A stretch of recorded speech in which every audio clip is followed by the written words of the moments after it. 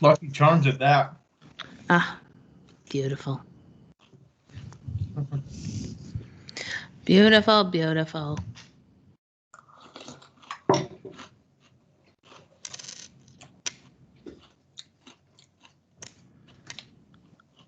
I threw 41 wine glasses. Nice. Did you make them smaller, or did you do the same thing? I just cut them up into non-weighed out pieces. Oh, okay. Like, I think I got 41 out of. Actually, I got like 36 out of a 25-pound bag.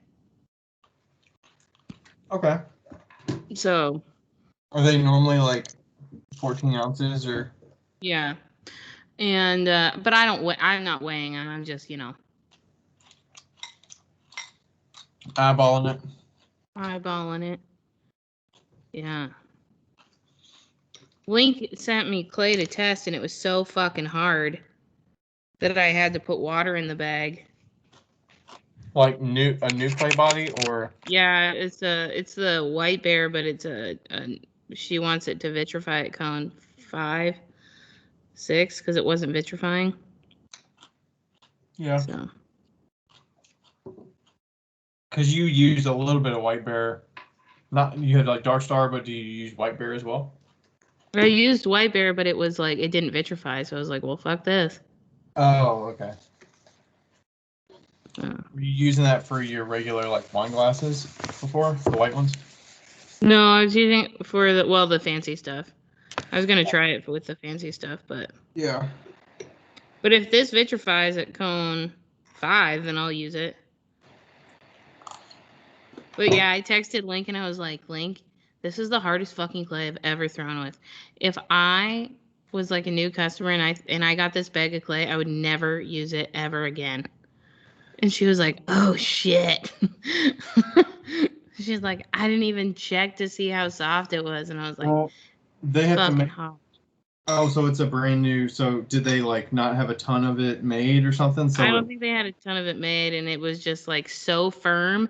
At the end of it, I was like, I think I have carpal tunnel again.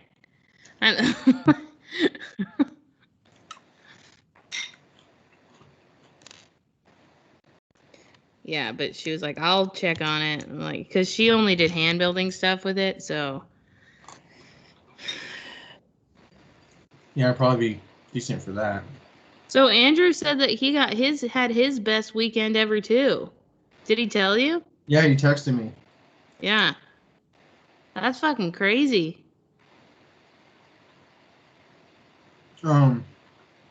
Ashley said that too. Really? She said she did well, she said I think she said she nearly doubled what she did last year. Wow. She sold like 1,800 or something. Nice. She did really well. Or maybe she didn't say doubled it, but she said she like exceeded it by a lot.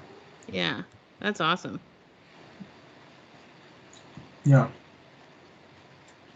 Good weekend for shows. Mm-hmm.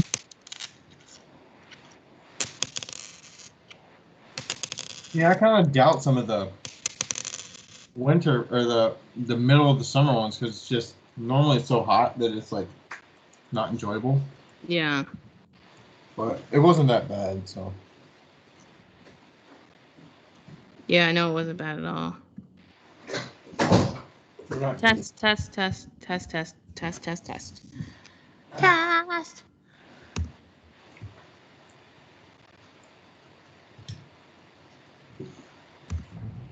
What's that? Wrapping up here in the studio. Wrapping up here in the studio. Captions. I bet you that's making your life a whole hell of a lot easier. Well, I've been not using the captions just because I like to have all of it in one that they can quickly read it.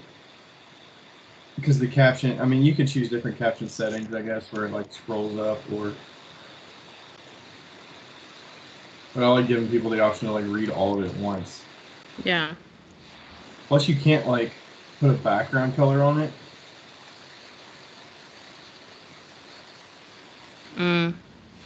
But I mean, maybe they'll add that.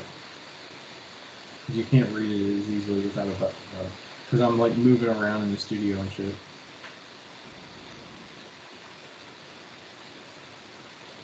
see how that works.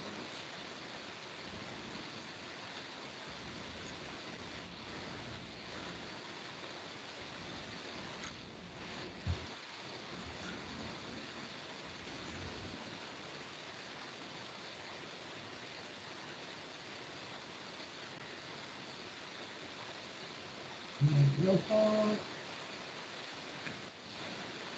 Mm-hmm.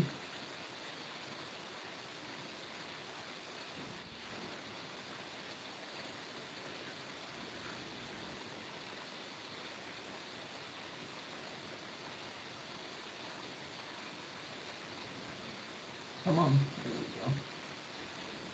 we go. Alrighty. Let's look at the notes.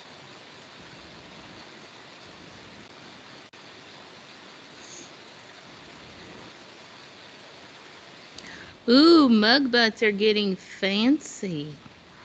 Yeah. I have to be careful when I'm doing those because I'll sometimes make it too thin on the bottom. And they get all like wiggly because it's Yeah. like, but you're good.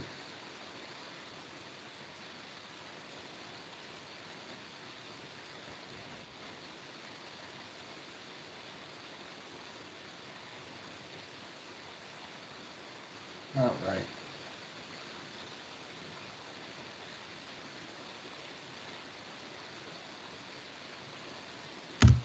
Ah. So, what are you thinking? I have no idea. I was reading it earlier at the questions that we had. Can we just have a shoot the shit episode? We can. What are we going to shoot the shit about? I don't care.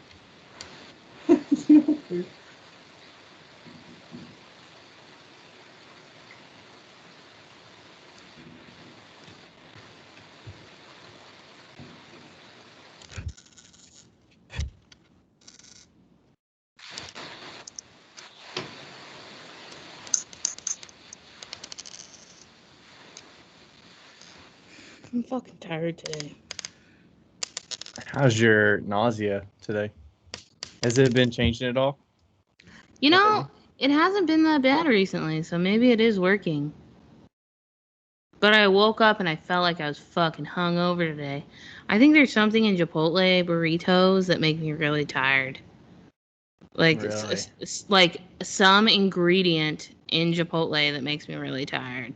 Because I haven't had Chipotle in a long time, and then I had it yesterday for lunch, and the night before, but I didn't have very much the night before, and then yesterday for lunch I had it, and I could feel it by like nighttime, and at like 10 o'clock I was falling asleep.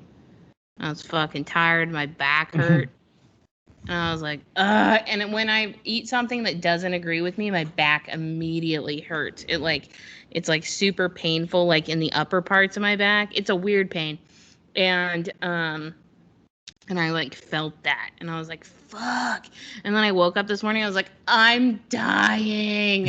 Like, and I texted Rebecca and I was like, fuck me. And she's like, I agree. Oh, so like, you all got it. You all got Chipotle as a group or something? No. She was up until like midnight, babysitting one of the kilns, and then whoa, she was up until 4 a.m. babysitting one of the kilns, and woke up, and then like did some emails, and then went back to sleep. We both we were texting at like 11, and I was like, night. She was like, good night. And we went back to sleep. And then we woke up and I got to work at like 12 and left at 6. When you started to say babysitting, I just pictured Rebecca babysitting, and then you said kiln, and I was like, oh, okay, that's more appropriate. That's more appropriate.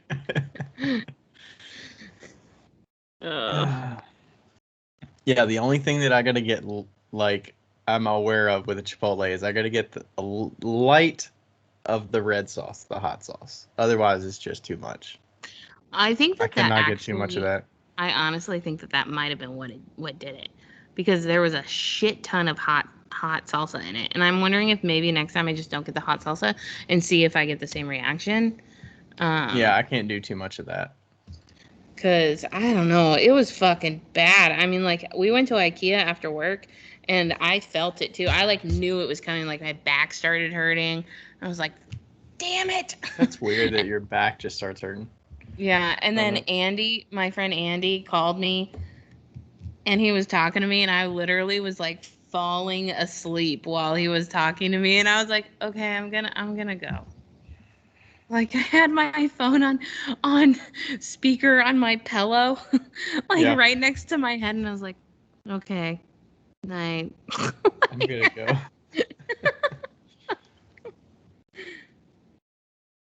All right. Do we want to do a... I was looking at some of these questions. I mean, maybe there's one that we could jump off Maybe we of. should just answer some questions. We can. There's a long one in here about upping prices and stuff. Oh yeah, and then we can talk about my shitty mug idea. Yeah, I mean, I think it could be good to like... I mean, we could talk about the show, obviously. You can talk about your invigoration to get, like, that you took away from it. Yeah. With the wine glasses and stuff, and then what you're shooting for, and maybe, like, why you're doing it, and what's your goal with it, and what do you plan to do with those. And then we can kind of go in to answer this question a little bit. Do you know which one I'm talking about? I can copy it. I'll move it up. No. I'm done. It's under the short questions, but I'll move it up. I'll move it up to the top here. I just it's at the very top. I hate that when I go into the pinned, it's like not all the questions. It's like I go into all iCloud and it's like 5. See, I have so many pinned that if I go to all iCloud, it's way too many. So I have to have folders for everything. And then I pin stuff within those folders. And that makes it more findable. It's pinned in the listener question. That's good to know. Okay. It's at the very top. Is it that long one?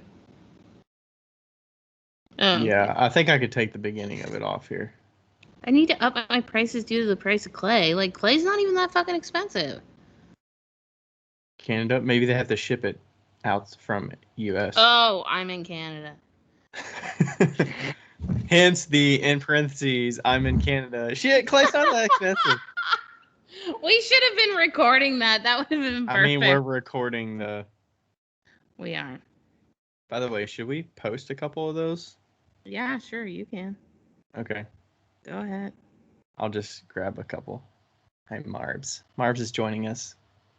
Marbs. I was telling somebody that, I think I was telling Allie and Mackenzie, I was like, yeah, I'm going on a road trip with Ryan and Rachel, and I was like, yeah, we're the friends that are like, hello. Hello. Hello. We talk in really high voices. Yep. Hello. Hold on, let me make sure I don't need to get some water. I need to get some water. All right, out of your expensive ass pitcher or your filter.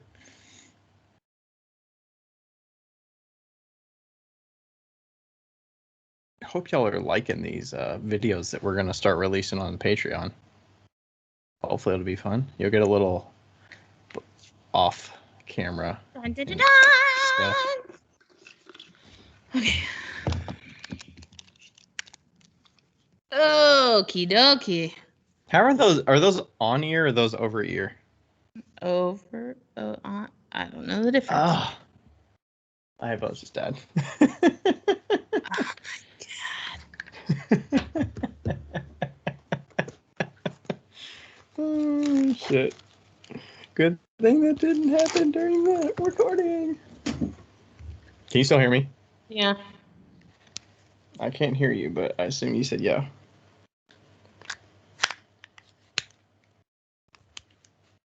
There we go. Jeez. Good thing that didn't happen right in the middle of an episode. Yeah. It just died, just straight up. Oh.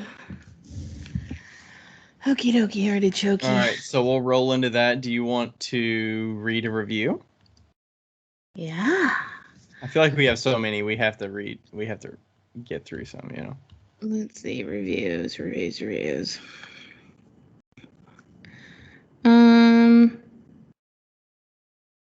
Should I just go to the bottom? That's fun. Okay. There's so many. Like, there's a lot that aren't even on here that got written after. Yeah. Okay, when should we start? Should we start at the minute? Sure. Do you have GarageBand open? Yeah. Sure. I'm on it today. Wow. I mean, my earphones weren't on it, but we'll see. Bam, bam, bam. Bam, bam, bam, bam. Bam, bam, bam, bam, bam, bam, bam, bam, bam, bam. We live.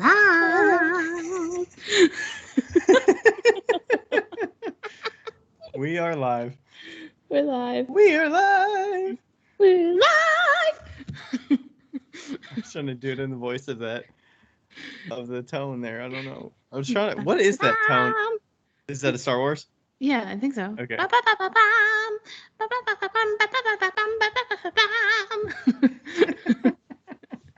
Yes. But I think it is Star Wars. Yes. Oh wait, maybe. But then I was also thinking of Robin Hood when they're in the forest in that does sound kind of Robin Hoody. Yeah. Yeah. To be honest, I'm not really a Star Wars fan. I don't know that I've seen more than like 2 of them. So we don't know for sure what it is, but it's in my brain. So that's that. Have you seen Star Wars? You know what? It's been a long time. Yes, I used to watch Star Wars all the time. I have not seen. I've seen one. The newer ones. I've seen 4, 5, 6, and 1, 2, 3 in that order. 1, 2, 3 are the ones that were in like the early 2000s. Yes, I have not seen anything post that. Gotcha. So I haven't seen like, I don't know if they have like 8, 7, 2, 4, 25, 6. I don't follow any of that. I've seen episode 4, which is the very first one, right? And then I've seen like the one with Darth Maul or whatever. And are you telling me you haven't seen 4, 5, and 6? No, I've seen the very first one, whatever the very first one that was released, like in the year that the very first one was released. That's the one I've seen, and I've seen the one with Darth Maul because I watched it in school. And that's okay, so we're watching Star Wars when we go on our road trip. I don't like Star Wars. We're watching Star Wars when we go on our road trip. How are you going to do that? You're going to be driving the whole time. At night. I'm going to make you watch it at night. That sounds terrible. You might like them. You didn't even get to the good parts with Yoda. We'll just watch 4, 5, and 6. That's the only ones that matter. A little hairy guy. Is that not the first one? Yoda? What are the little guys that are like little bears, but they're hairy? That's episode 5. Okay, I've seen parts of that, but the I don't. Ewoks? Yes. Okay. Please don't give us hate mail for this. I don't care. Oh, hey, okay. I don't like Star Wars. Like, big whoop. Right. You can't say you don't like it if you haven't seen them all. No, it's just I've seen 2 of them. You don't have to watch. I've never watched any Lord of the Rings either. Can you give me shit for that?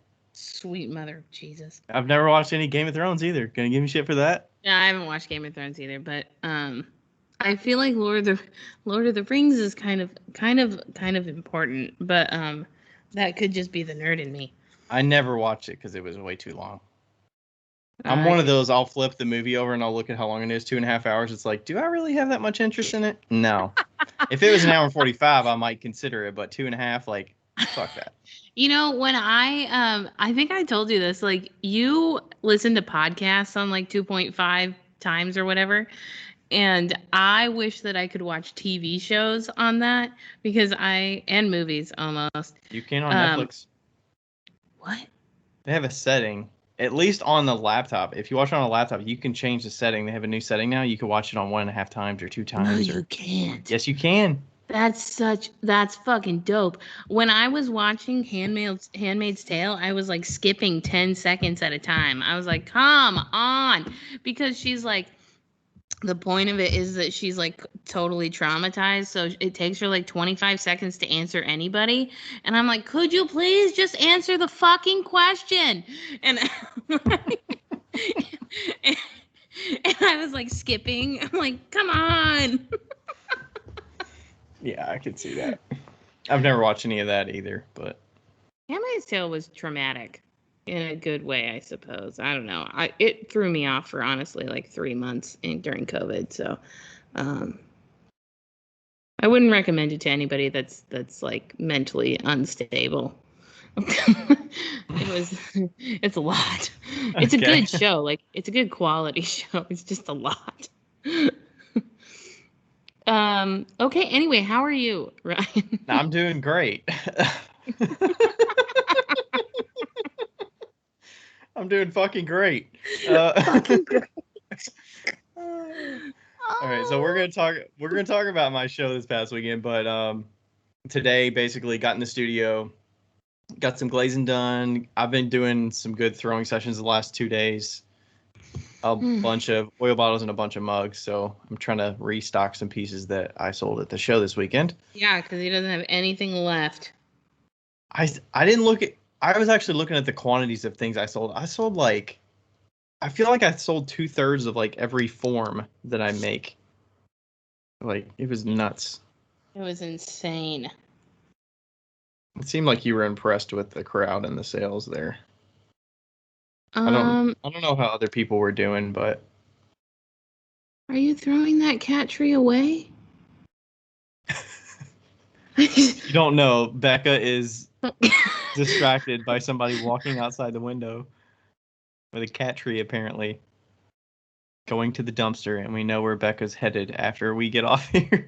I Or mean, I don't mid. know if she's going to the dumpster. I think she might be moving out. But if it's in the dumpster, you better fucking believe I'm going to check the dumpster before I go in today. Anyway, moving on. Yeah, so good show this weekend. I'm trying to restock because I sold 50 mugs, 66 spoon rests, 29 oil bottles, like 70 shot glass, like so many pieces. Yeah, so that's what I've been making this week to get going. In short, what he's telling us is he's a badass. I mean, I didn't say that, you said that, but I realized what the difference is between selling in the West Coast and selling in the Mid-East. Midwest. The Mid-East. Oh yeah, the Mid-East. Squeebly and Mid-East. Coined by Wheel Talk. It's that people here do not expect white pottery, and people in the West do. Like white pottery is really sought after in the West Coast. Like, Yeah. you know, that clean lines, Like like modern. yeah, modern basic But bitch pottery. But then it loses its handmade quality. I feel like if you want it to have straight lines Sometimes. and all that, where it just looks I'm perfect. not telling you that I like it or I don't like it. No, What I'm I'm just saying yeah. is that in the West, that is a very popular way. Like, it's very popular. And I could never do that. I could, like, I could do it, but I never, like, Rebecca would fucking kill it. Because she has, like, white glaze and blah, blah, blah. But I really like color. And I think that if I lived in the Mideast, I would fucking kill it. That show that you went to, if I was at that show, I think I would fucking kill it. Yeah. Yeah. Yeah, there were a lot of how many potters were there? Maybe 7? 6? I think there was more than that. 1, 2, 3, 4, 5, 6, 7, 8. I think there was like 10. 10. Okay. Yeah. Did all of them make pottery though? Functional pots, there was probably. Yeah, all of them made pottery. There was one raku artist. I didn't count him. Yeah. And then one other one makes mostly outdoor stuff. Mm-hmm. That's less functional, but there are some functional. But yeah, there's yeah, I didn't really think about that, but yeah, there's no potter that was there that makes just clean line pots. that are super modern, like you would see in a boutique shop. That's The closest was the person across the way from you, who yeah. had a tiny little booth, and it didn't look like she had much of a crowd. She had white pots with brighter, like celadoni, translucent glazes. Yeah, they were fine. They were great looking. Yeah. I found that very fascinating, you know. And then it was so the show was the Berea Craft Festival, and I didn't it was a lot of crafty stuff versus like fine art. Like there weren't a lot of photographers that I saw. There weren't a lot of like painters. There were a couple maybe painters, or maybe, I mean, when I walk the show, I don't look at a lot of painting, but from what I looked, it was a craft show. It wasn't an art show. Right. Yeah, it was a good show. There was really great lemonade, except for I got the bottom of the barrel, and I had all the pits. Yeah, you had all the seeds. I had like 15 seeds in the bottom of mine. Yeah, and you were there. So the show was Friday, Saturday, Sunday. You were there most of Friday and then half of Saturday. Yeah. And the busiest days were Friday and Saturday, and then Sunday was about half the crowd of both days. Yeah. So it was, but like, I beat my best sale after Saturday. Tell us how much you made. Wait, before you tell us, I'm going to say my day was good. I threw 200 pots today and I'm tired. Okay, continue. After fees and taxes taken away, I sold a little over $6,000 worth. Hooray! Spirit fingers! Woo! Okay.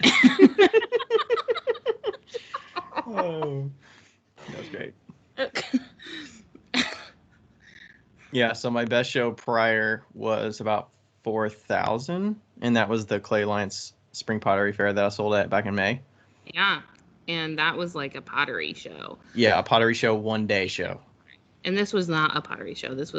But there were a lot of people there for pottery. I know that for sure. Yeah. It was a very pottery heavy show because Berea, of which I was corrected multiple times, it's not Berea, it's Berea. The Mideast in their naming of names. Berea has a work share program that they have in their college, and you can like take pottery classes. You have to be under a certain you have to be from the Smoky Mountains. Oh no, the Appalachian. Is it Appalachian? Appalachian. Appalachian Mountain? Appalachian Mountains, Appalachian. I think it's Appalachian, but... Okay, but it is the Appalachian? Okay. I don't know, either or. I thought that the Appalachian Mountains were up, but I guess they're down. Do they go all the way up? It goes from, like, New York or Pennsylvania down into... That's what... Okay. Anyway, you have to be from the Appalachian region, and you have to make below a certain amount of money. So there's a income cap, essentially. So they're super exclusive to underprivileged people. And I learned this because I got lost a little bit and found. I was gonna say I didn't hear any of that. So. Yeah, well, because I was gonna park, but it was fucking busy, man. When I came on Friday, and then the guy was like, "The parking lot's all full," and I was like, "Okay." And then I was gonna pull into the other parking lot, and then I didn't. And then there was a cop behind me, and then he made me nervous because he's a fucking cop, and I don't like cops. I mean, I do, but I don't. And he saw your Washington plates, and he's like, "What are you doing here? What are you doing here?" And and I didn't know where to pull off like legally and turn around, so I just kind of kept going. And then I saw this like, oh, pottery farm, and I was like, oh, I'll go to there. And so I just like drove up to this pottery farm, and there was this nice lady named Sarah, and her son was actually at the Berea Craft Show, and then her husband was there, and they make functional pottery, and it's very Bruning-esque. You know, they make these beautiful bells, like really large bells, and luminaries and stuff like that. And she was so friendly, So friendly, and we talked for a while. Yeah, he was a And nice guy. He came out of the booth a couple times and was chatting, and he was yeah, demonstrating throughout yeah. the show and stuff. Yeah, and they kind of explained to me the whole situation about the college and how it worked and stuff like that. They had both gone to that college, so that was kind of cool. Yeah, Berea's not a big city. It's a pretty small town. Small town. Yeah. Yeah. But yeah, you did real good. I did. You did. We need to Yeah. get your wife set up with a better paper setup though. Yeah, I need to. I did order some more bags yesterday to restock, and I need to order that paper ripper I thing. wish you would have told me that you were ordering bags. I might have had you order me some. I mean, I have a bunch of Cubs that I ordered, so if you want to buy a case off me, we Okay. can make that happen. Cool. I got some rose ones too, if you want some rose ones. No, fuck the rose.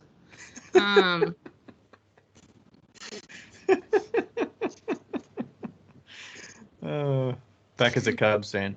I'm a Cubs fan. What can I say?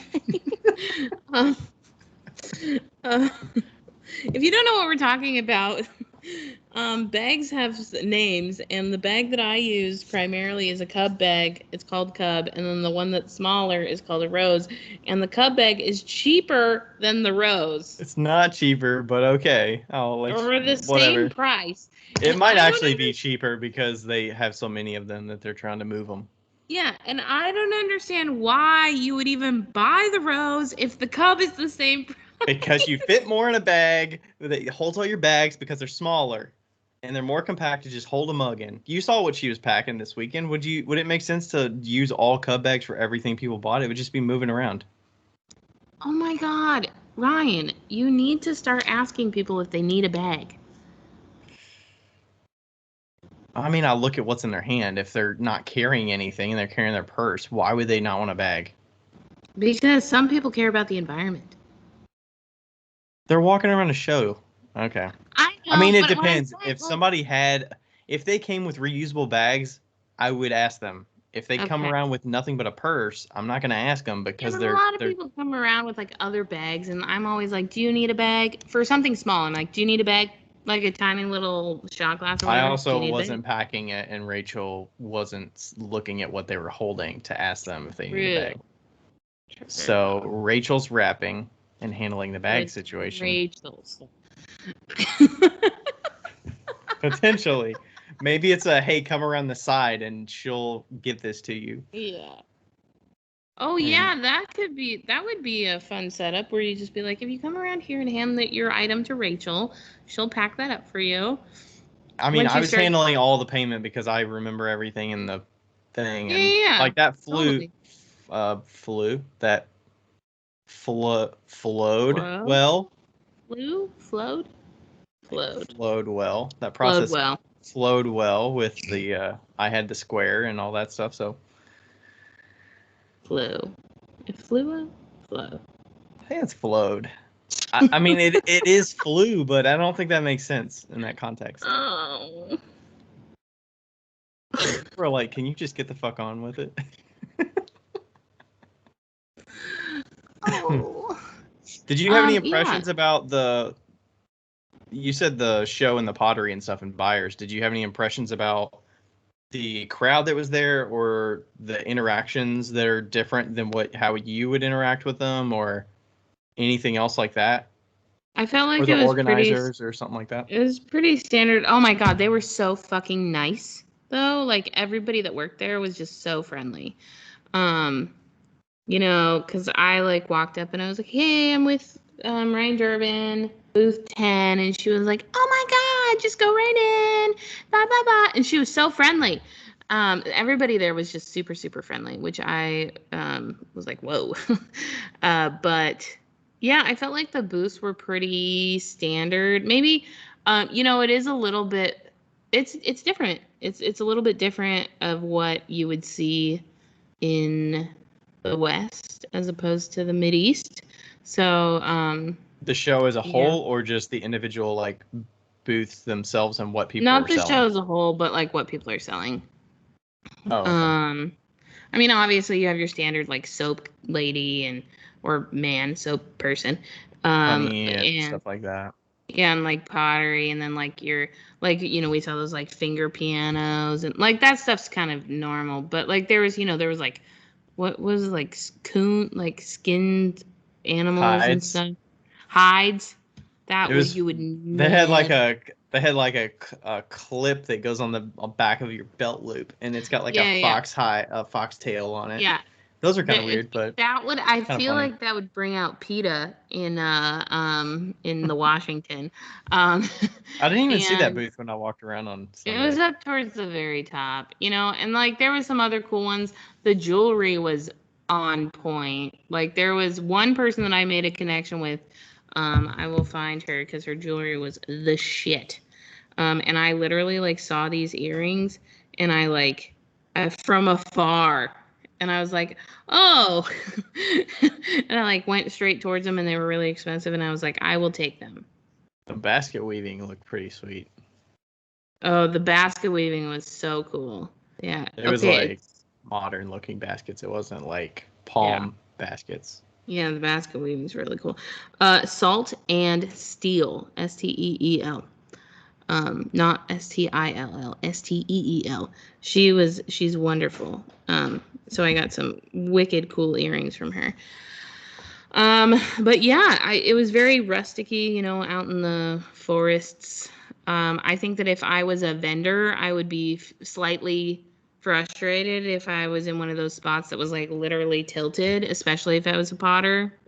Like you were in a really flat spot, but there were some potters that were like literally at a 45-degree angle. Yeah, like the buddy guy down the hill, he was like Yeah. right off the path, but it was like it dropped like Yeah, it 6 inches off the dropped. path, and then it angled downward. So it was like, Yeah. I mean, they kind I of tell think you like bring shims in the yeah. stuff they send out because not everything's flat. Yeah, I think I would be a little bit frustrated had I been in one of those spots, especially with like I mean, my setup would be okay-ish, but it would be tough with like shelves and stuff as a potter, you know?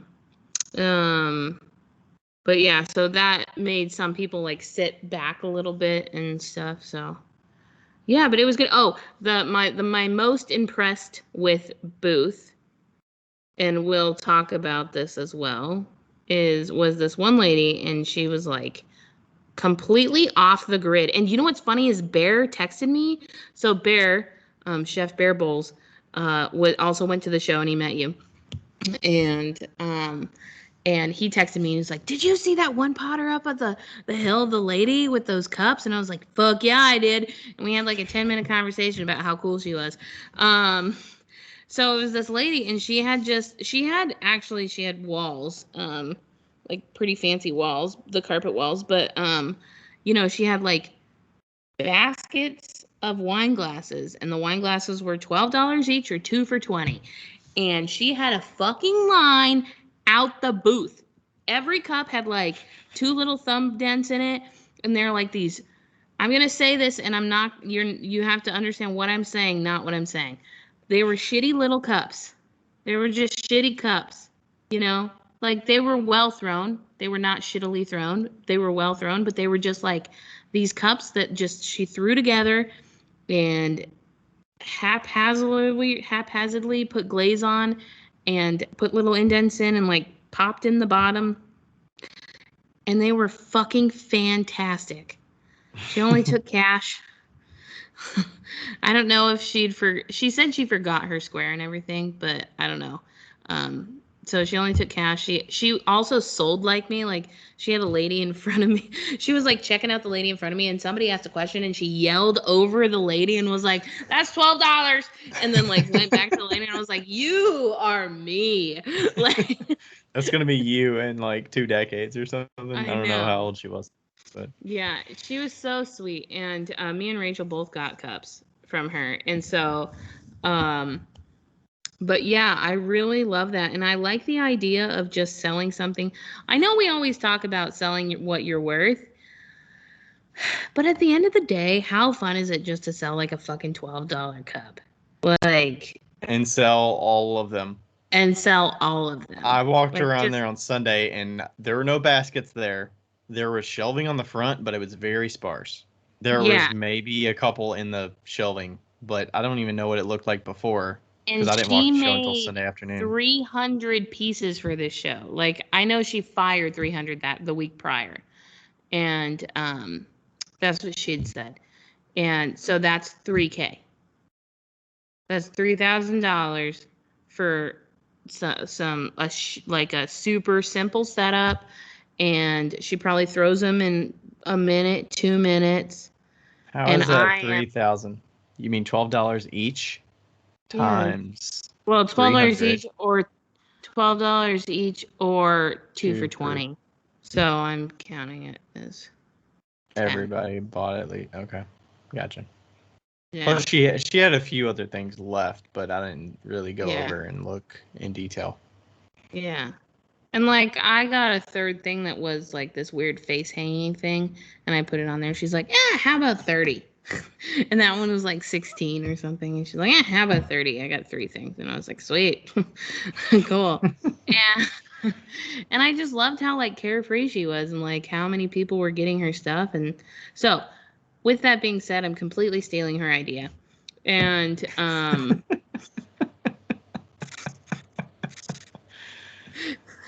Hey, good artist steal, great artist. I don't even know. Good artist copy, great artist steal. There you go. But I will make sure that if I ever go to a show down in Kentucky, I'm not at the same show as her. But yeah, so I've decided that I'm gonna start doing a few shows, not a ton, but a few shows, and call it Just Cups, because I can't call them shitty cups. I've been told. You need to come up with a better word for that. You said shitty cups, but they're just small. I'm gonna call them just cups. Yeah.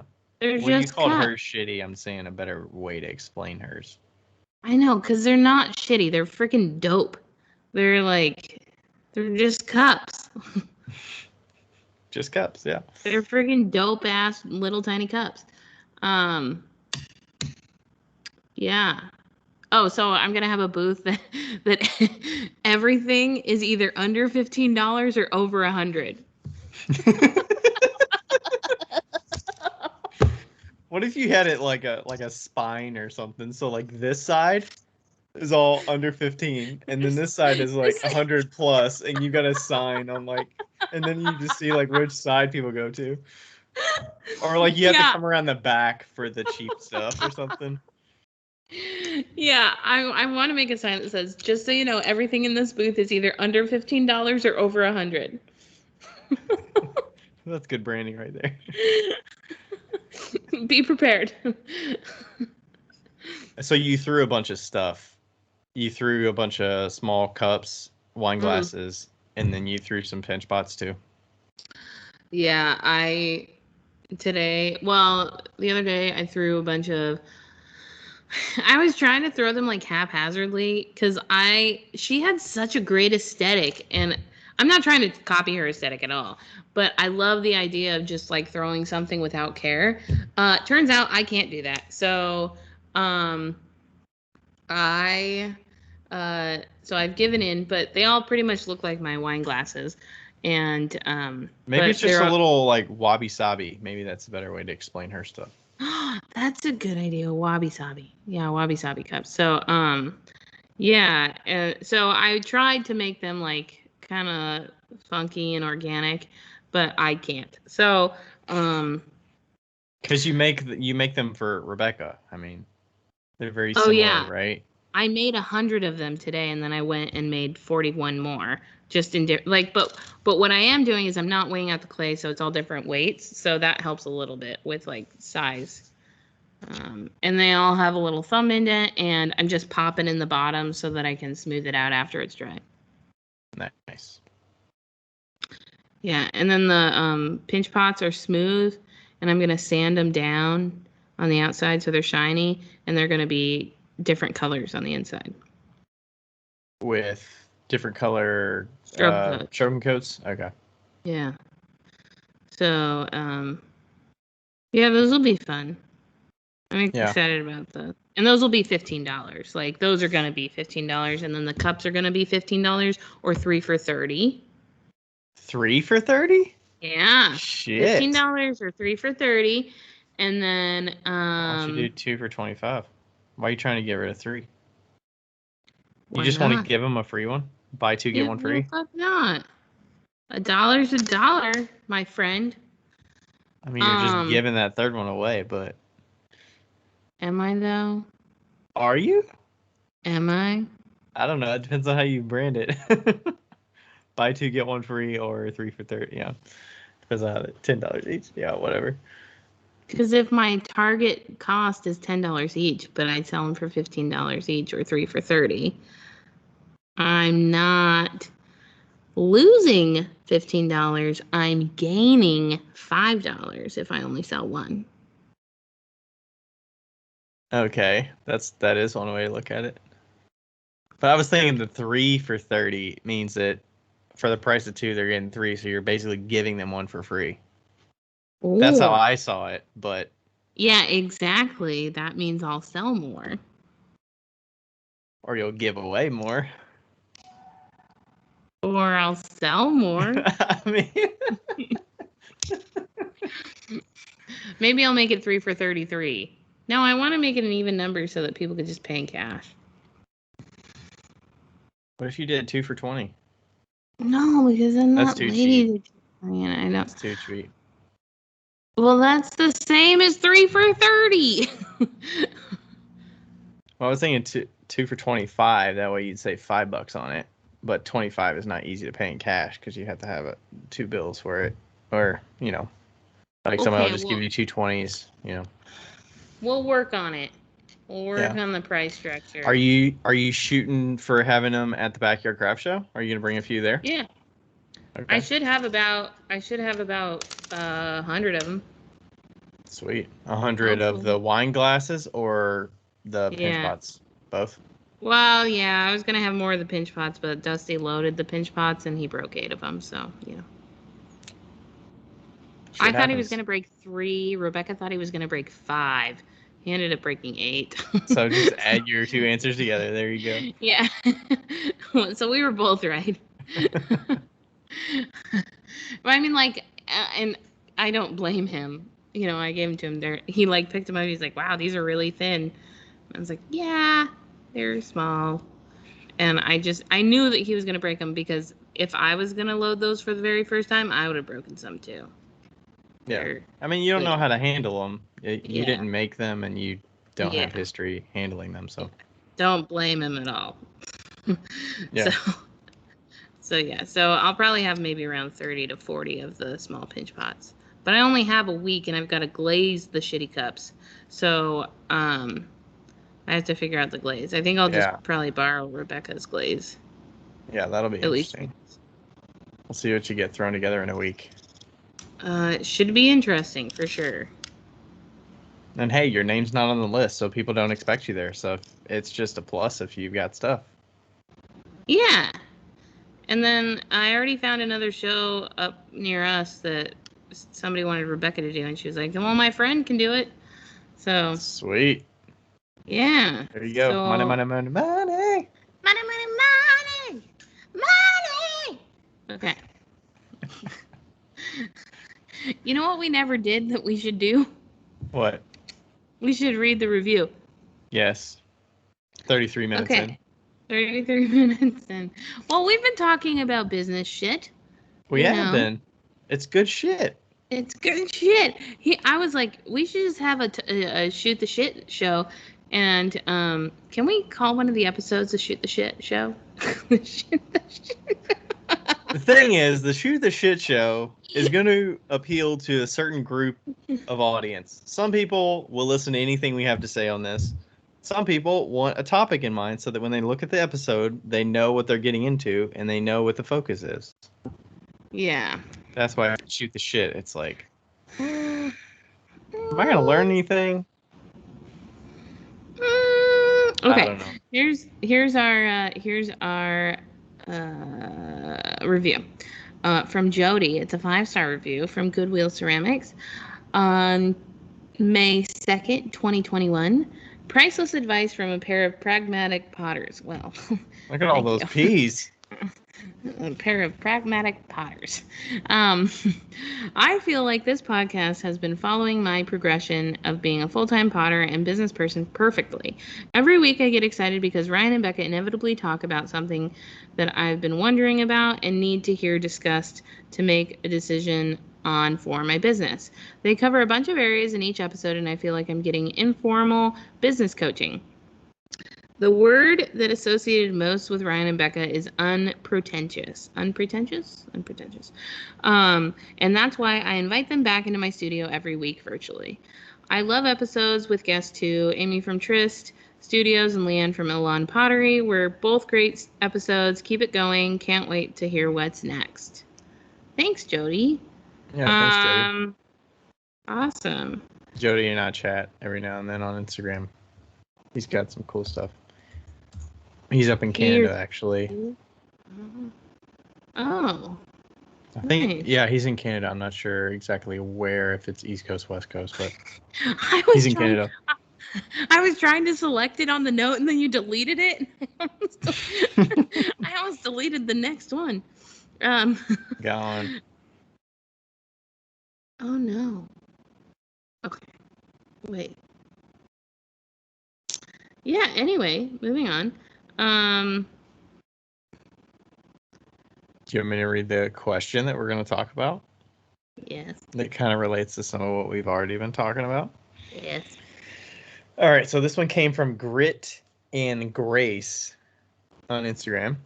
It reads, I'm looking for advice, maybe even what would you do if? I need to up my prices due to the price of clay, shipping. I'm in Canada, buying quality tools to make the process easier, etc. But I have a hard time trying to figure out how and when. Should I give advance warning? If so, how much? How high is too high? For example, I sell my beachy mugs for $30 and literally can't keep them in stock. Should I make a post explaining on my Instagram and Facebook? I'm thinking of going up to 35, but don't want to insult anyone or make it too high, etc. I feel guilty asking for more. Maybe that's the GD people pleaser in me. Thanks in advance. Keep up the great work. I love the podcast and hope in the 100th there's a segment of Don't Be Like Becca. There's many. There's a few, yeah. All right. Just so you know, we do that in real life as well, all the time. Don't be like Becca.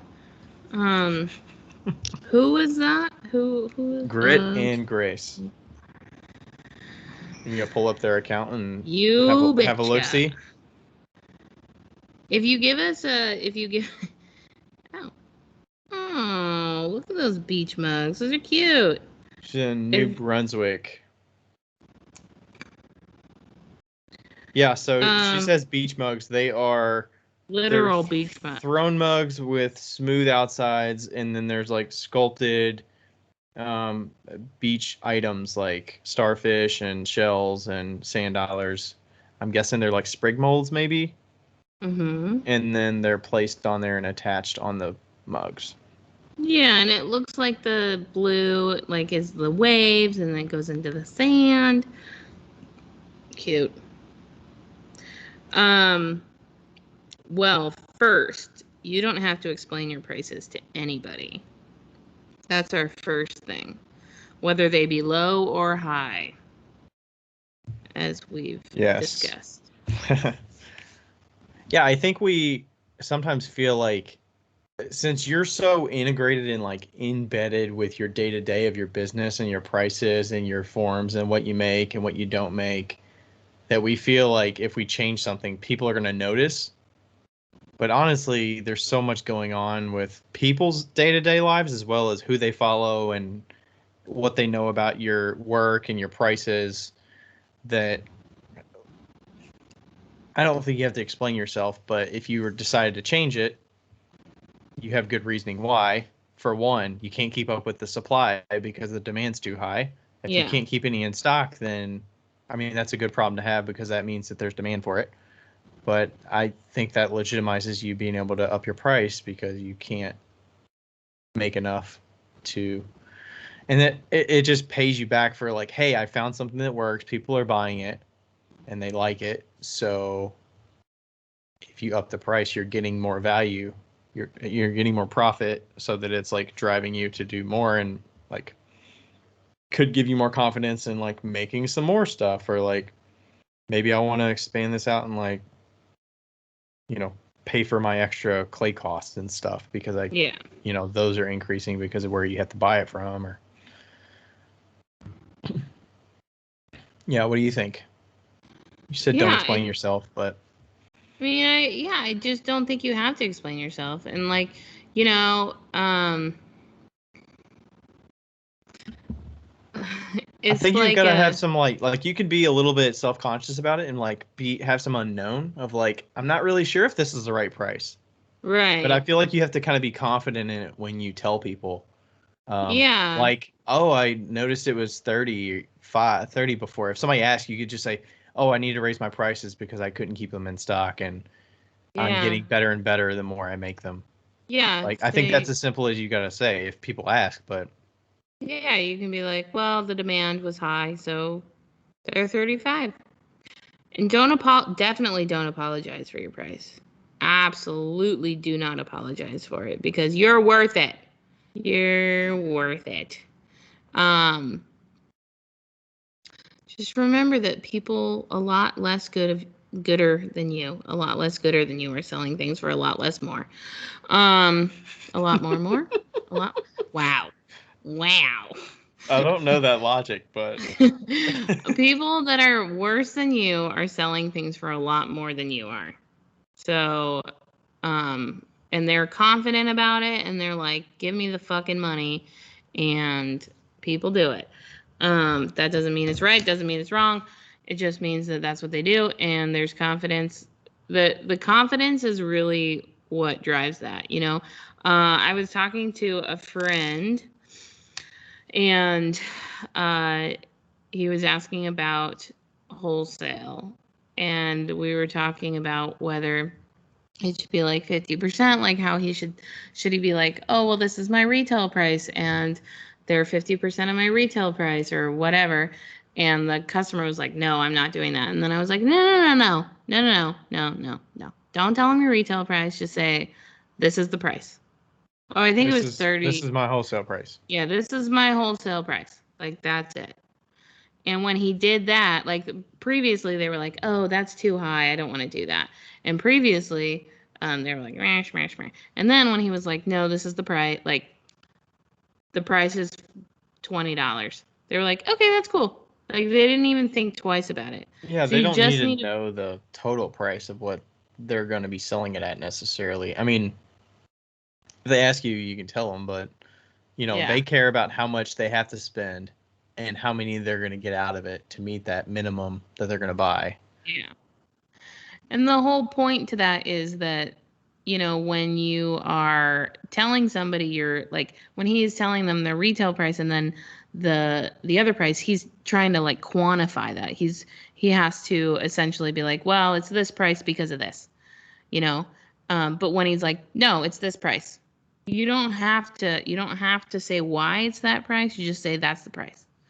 And he was confident, and they took it, And so I think that when you have a lot of confidence in your price, and like you said, your clay price is high because you have to ship it to Canada, and when you have certain things in demand, you just say, oh, price is 35. I mean, I upped my prices about $5 on certain things, and nobody even blinked an eye. And I was like Yeah. nervous Do about you it. think people would remember? They would have to dig up their receipt from the last time they bought something to see how much it Yeah. costs. But let me throw this hypothetical out there, or just a realistic thing. Is your 500th mug that you've made worth more than your 100th mug? Just Hell fucking inherently. yeah. Yeah. Right? Because you're getting better the more you repetitiously make that thing. Yeah. So just at that level, not even thinking about like the customer, you know, the same customer buying it a year apart, like your quality is getting $5 more in value Yeah. over that time. Mhm. For sure. Yep. Hmm.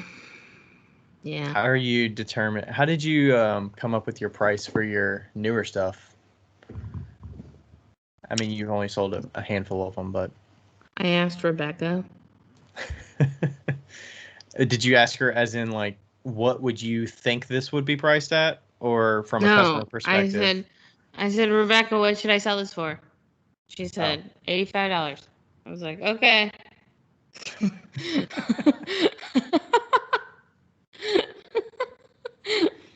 What should I sell this one for? 140. Okay.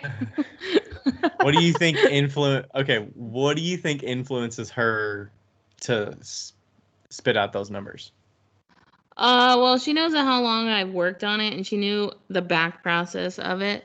You know, like I like tested for like 2.5 months, testing like best ways to do things, and that was really important to the process. And she knew how long it took, and like I think she also knows like my quality is on the tippy top of the, you know, like I know how to do a fucking straight ass, skinny ass line, and a lot of people don't.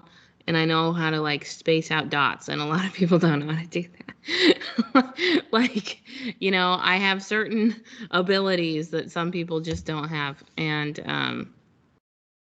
also I think she looks at like other people's pots that she's bought and stuff, and just the market, and was like, yeah, this would sell for that.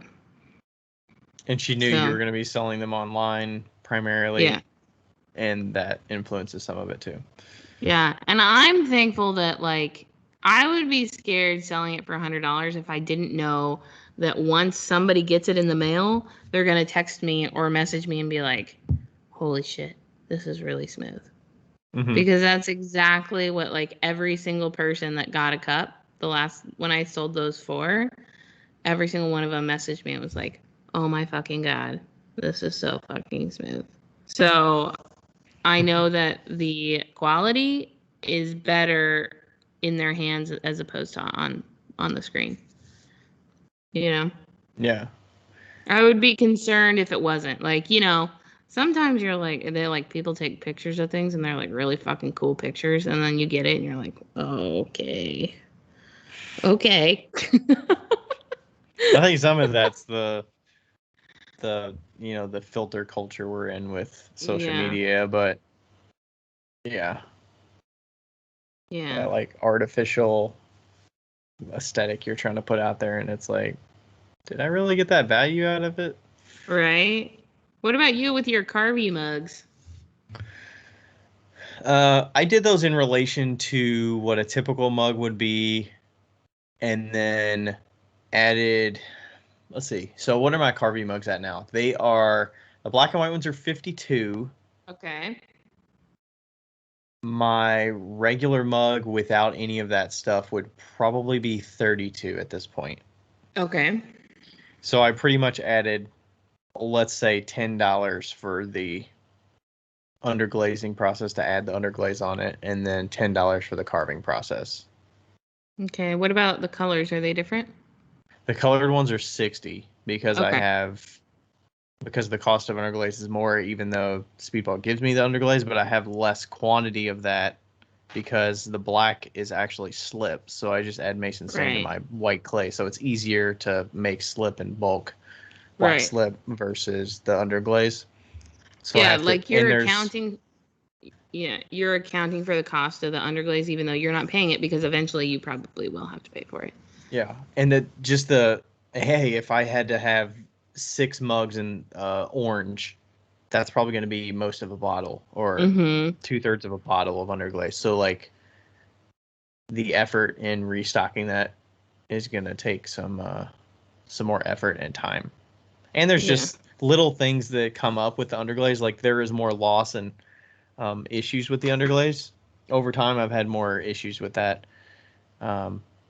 That slip, like the black and white ones, have almost no issue because it's just pigmented clay that's already my clay body, so there's less risk of those. Just inherently because it's slip. Yeah.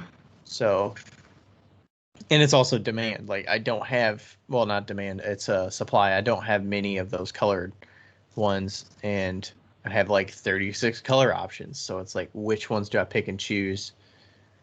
And, if somebody's going to buy it, it has to be worth it because I'm not trying to sell those out necessarily. I'm trying to get a good amount of money for them that like makes it worth it. Yeah. Can we take a little sidestep and talk about what you did this weekend with your carving mugs and how that changed on Sunday? My little experiment. Mm-hmm. Yeah, so the experiment was Friday and Saturday. I had most of my mugs were on the hanging mug racks, which hang from kind of the corner of my booth on a rack, and you can see the side of the mug and you can see the bottom of the mug. And then in order to get it down, you have to like take it off, but it's kind of like looped on there. So it's a little bit, some people are finicky and, reluctant to take them off there. And I kind of was under the impression because I didn't really sell I sold one black and white mug Friday and Saturday off that rack. Mm-hmm. The other mugs that sold were like bigger ones that were at the bottom, but none of the carved multicolor ones, the blues, the reds, the oranges, like none of those sold. And I thought maybe the fact of that was because people could see the price of $60 a piece, as well as they were reluctant to pick it up because they saw the price and they were like, I don't want to break it just in case. Like, Yeah. people are already reluctant to take them off the rack. So what I did on Sunday was I was already running low on mugs anyways. Like I said, I sold a total like 50 mugs for the weekend. So I was able to take that hanging mug rack down and, get it out of the way and move the mugs to my table. And I put them on my like stair step shelving so people could see them like horizontally on the shelf, but they can't see the price and it's more within reach. Like they can just pick it up if they want because it's less risk. Yeah. And I ended up selling, I think I sold 2 black and white ones and a yellow one. Which is way more than you sold the other days. Or maybe 1 black and white one and 1 yellow one. I think I sold one of each, but yeah, so my intention was I wanted to sell some multicolor ones because I don't have that many and I just figured they would at least sell a couple. I didn't expect to sell all of them, but I expected to sell at least a couple of them. Yeah. It's you know that video of me like panning my booth and then my friend Pete going like, "Welcome to Five Lines Pottery. Yes. Keep your arms and feet inside the booth at all times. This pottery is microwave and dishwasher safe." Well, at the very end, he goes, "The longer you stay, the more you'll pay." I definitely think that applies to this situation because, well, in a sense, it's like I feel like with pottery, especially if you can get somebody to pick it up, then you've got like a 50% chance. Like Yeah. if you're And then if they pick it up inviting, a second time, they're almost guaranteed they're going to get that thing. yeah, like if you're inviting them to pick it up, like you were to having it on the table, then you've got like a 50% chance of them buying it. And but if it's hanging, it is scary. Like I've had hanging mugs before. We both have in different ways, but um, and people are nervous to pick up mugs off of a hanging rack. It's natural. It's, I mean, people won't even come into my house and take a mug off the cubby shelf that's like secured to yeah, the wall. Either they won't go into the dining room because it's weird to get a mug out of the dining room when the kitchen's right there and there's a mug that's accessible, either for yeah, proximity or they don't want to like mess up my design or like right. feel They like feel they're like gonna break it's a something. special space. And like when they're hanging, it's like awkward. It's awkward because you're like, oh, I don't want to drop this, even though you're on fucking dirt, and if you dropped it, it would do literally nothing. But Yeah. but like, it is like an awkward moment. So you are taking a risk, but you don't have a lot of space. So those hanging mugs are kind of necessary because you don't have the space. I don't You have know all the table space to have them all exactly. out. And I would say most of the mugs that sold were off the rack. They weren't on the shelving unit or on the table Yeah. because I think the hanging rack gives a a good way to display, because I have so many different glaze combinations. It would be kind of busy if I had them on a table and just a bunch of them on shelving. Right. Because there's just so many colors going on. At least on this, there's 4 sides to it, so you can look at them in the round and figure out which colors you want to narrow down to, and then go in and pick them up. And I'll let them know, like, hey, you can get that off the rack if you need to. And Yeah, some it people takes a would bump lot of it, but like, hey, they're willing to get them off and pick them. yeah. Yeah, if you weren't like actively selling, it would be a lot harder because you're there and if they see the rack, you can be like, feel free to pick it up. Like, you're not gonna break them. It's fine. You know. Yeah. And sometimes people will bump it, and I'll be like, hey, it can move a little bit. It's not a big deal. Yeah. And then if people are like worried, I'll be like, honestly, you would be more upset about breaking the mug than I would. So like, Right. don't worry about it.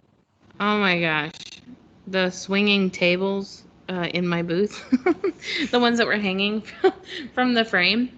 It was so funny. Like everybody would come up and be like, "Oh my God, what happens if you bump it?" I'd be so scared, and I'd be like, "Oh, you mean like this?" And like hit it, and it would just like like swing, and I'll be like, "Science, man." Like it's more stable there than if it was sitting on top of a table and you bumped it, because exactly. gravity's a bitch. Yeah, like gravity's a bitch in science, man. Like it absorbs the shock. So yeah, but people don't really understand science. So that's where we are. Well, people don't really understand science, so.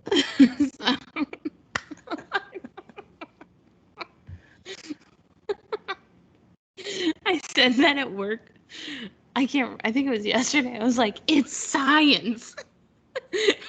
And somebody was like, whoa, fancy Becca knows science. It's like I think Breaking Bad, where Jesse's like science bitches or something like that.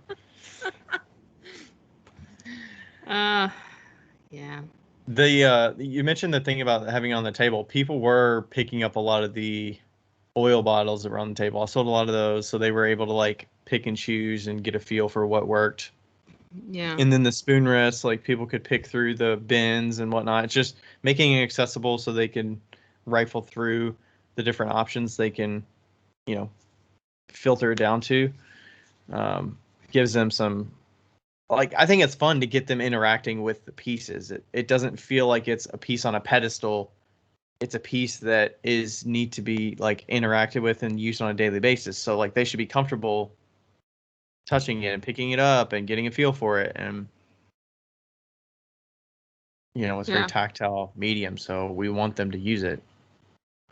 Yeah. And don't feel like it's coveted, like you can't break it or you can't touch it, because it could potentially break. That's why I love the shitty cups. There you go. They're the best. Just cups. They're like, I'm going to take these just cups. I hope you know that when I say shitty, I mean that in the highest regard possible. It's like... You need a different adjective. I don't know if shitty is the right word. What about like TPG? Don't you have an acronym like that you could... Oh, yeah, because that's the Tiny Perfect Garbage Mug. Yeah, TPG cups. Tiny Perfect Garbage Cups. They're the TPCs. No. TPG Tiny Perfect Cups. Tiny Perfect Cups. TPG cups. TPG cups. They have to be TPG cups. There you go. But they're not tiny. That's all right. They're the PG cups. Parental guidance. Parental guidance. What do you need? You need parental guidance because you're going to drink a hell of a lot of wine in these. They're the perfect garbage cups.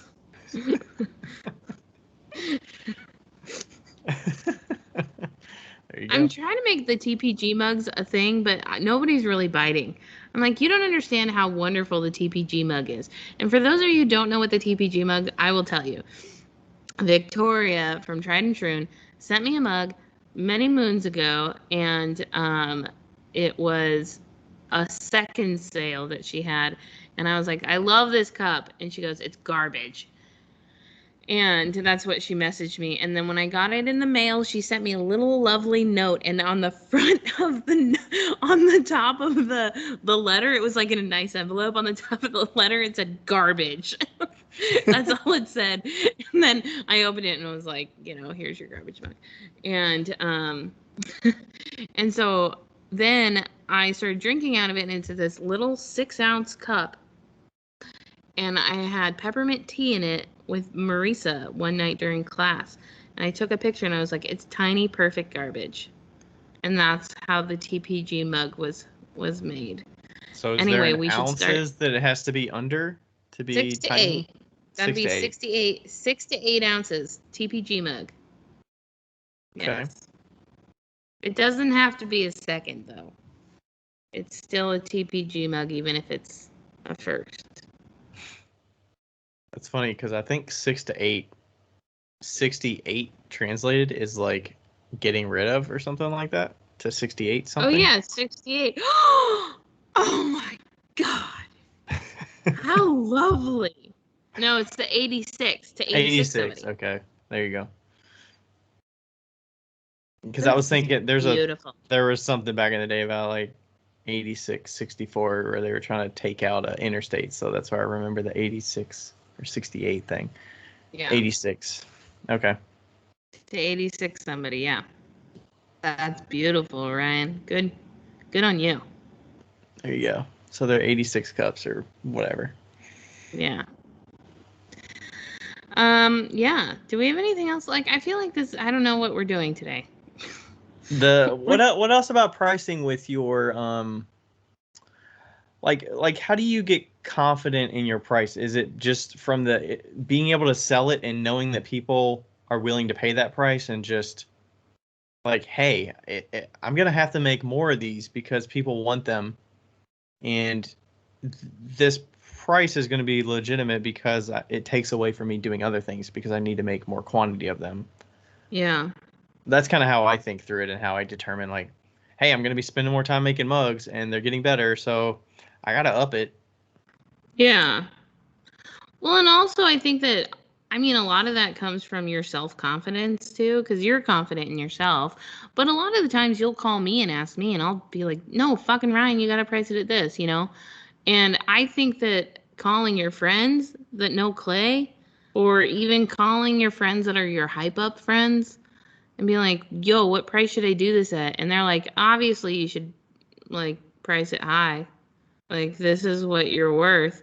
I think that is also very helpful because, like I ask Rebecca, and she tells me, because she believes in me and she knows that my stuff is quality, and I believe in you and I know your stuff is quality. So like, I think that that's also a good tip, because who else can hype you up like a good friend?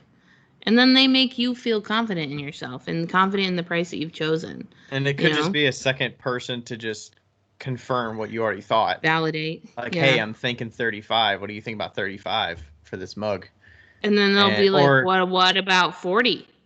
Or like 38 or something, Oh yeah, you should do 38. Have we talked about the 8 thing?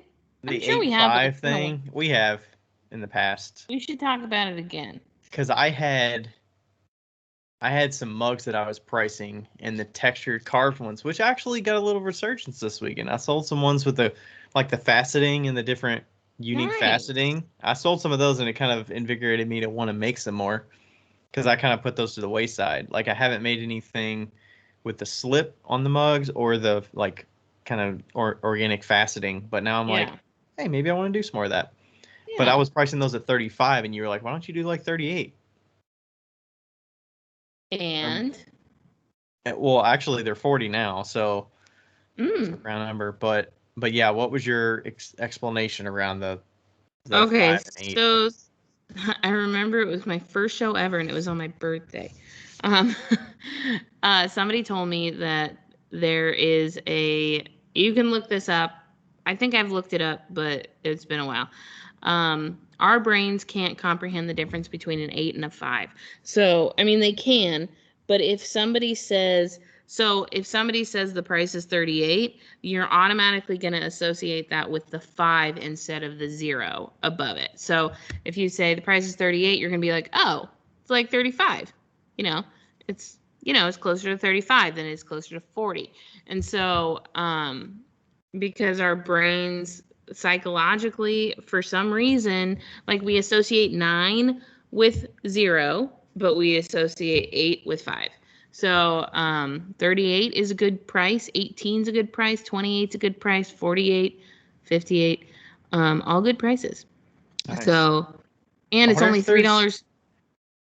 I wonder if there's anything to do with like even numbers, odd numbers at all. Yeah, I don't know. With your brain, because I tend to go even numbers unless it's a 5, like a 35. I'll go 35, but I wonder if even numbers, odd numbers makes a difference. It seems super weird to put odd numbers out there unless it's like a 15. Like that seems reasonable to me, but like 17, what the fuck are you doing? Yeah. What the fuck are you doing?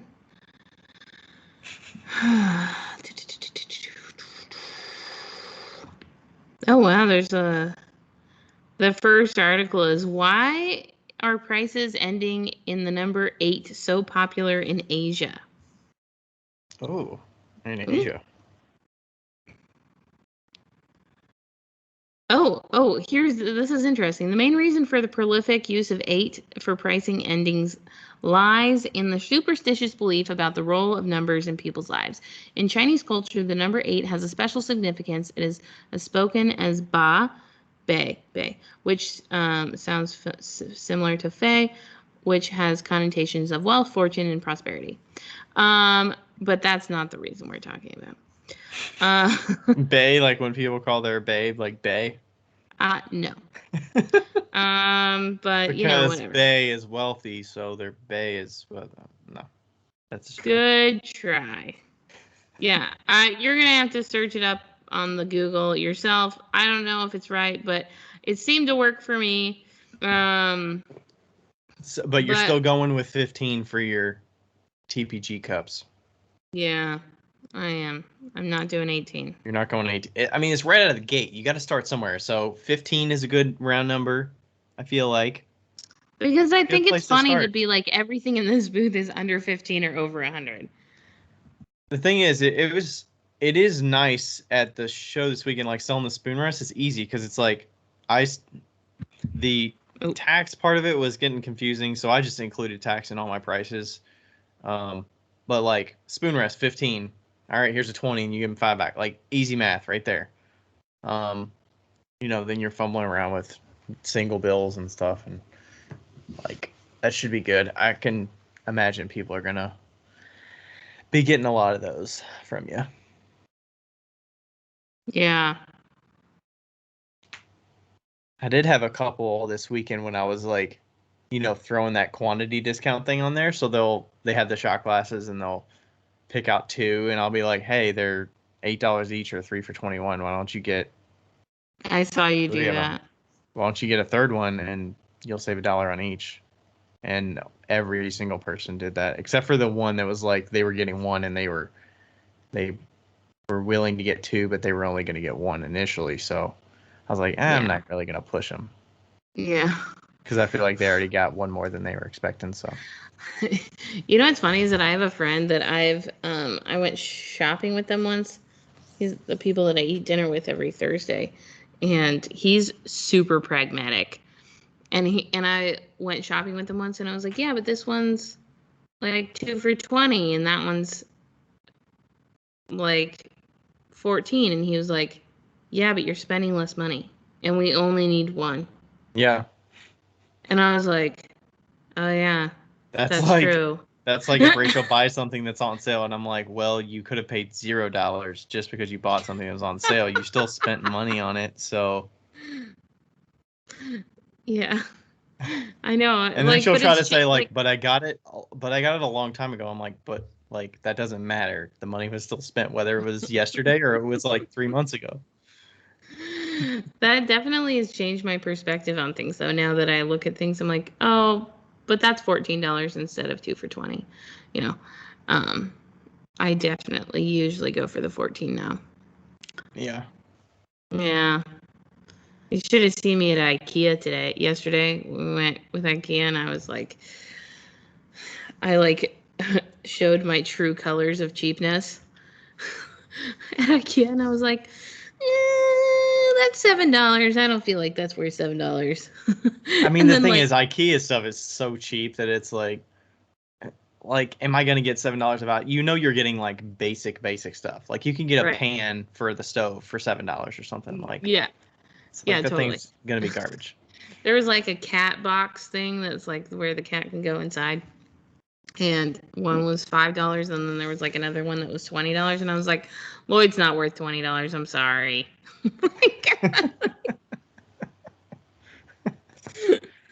Because to him, like he probably would give two shits. He's Like, probably not even gonna use it. he's gonna see it. You know, he would see the $5 one for like a day and get used to it when you first brought it because he'd be sniffing it and inspecting it, and then after that it'd be like, whatever. We're talking about a cat whose favorite toy is the rug. Yeah, the rug. Was there What anything else? about the selling this weekend that you picked up on or anything? I mean, you were kind of observing from the back, but there were a couple things Yeah, I wanted to mention, but that's the first time you've actually seen me at a show selling. I feel like, but I know you so well. I feel like I already knew how you were gonna sell. There was no surprise there. And you didn't really need to sell. You don't really need to sell your stuff. Yeah. You know? Like you just sat there and you're like, yeah. Yeah, the only subtleties, I I was guess I would. surprised at how little you said everything is dishwasher and microwave safe. I say that all the fucking time. No, I mean, they'll ask and I'll reply, but I'm not. I wasn't.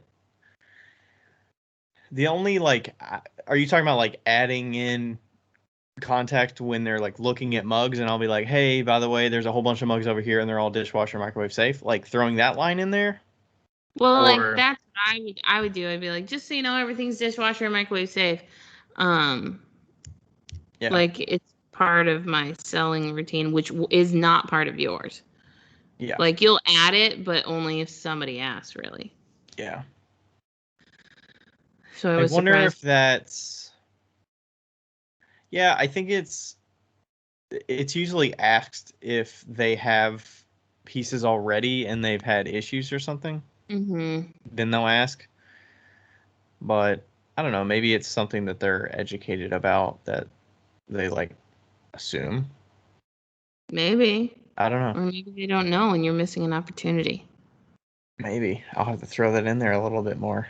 Maybe I'll do that when I'm pointing out the mugs. Like as they're looking at mugs on this Yeah. shelf over here, I'll be like, by the way, there's a bunch of mugs over here too if you haven't seen. And then usually the only other things I was adding, like if people were looking at spoon rests over here, I would usually be like, hey, there's spoon rests over here. These are the ones that are in the white clay. They're brighter colors. These are over here earth tones with the speckled clay, which I actually sold less of the speckled clay, or I had more of the speckled clay ones left. So I wonder if it was that table got neglected a little bit. Where the speckled on the left side, They were on this short table. that From the helps front of the not. booth, it was on the left side. Okay. Well, the right side was a lot more accessible Yes. People could to the see the right public. side a lot better when they were like Yeah. walking down that aisle. Yeah, and the left side was like right next to your neighbor's tent, so it was a little bit closed off. Yeah. Yeah. I think it was good to have a third table though. I did get a few sales off that table, but it was just a way to spread people out too. Like Yeah. I didn't really did you see many other I feel like everybody had the walk in the tent set up. Were there other people that had the like mine with the Very few. yeah. I Very mean, few. Yeah, that's it. I feel like I We sold should way talk about better than I could have if I had.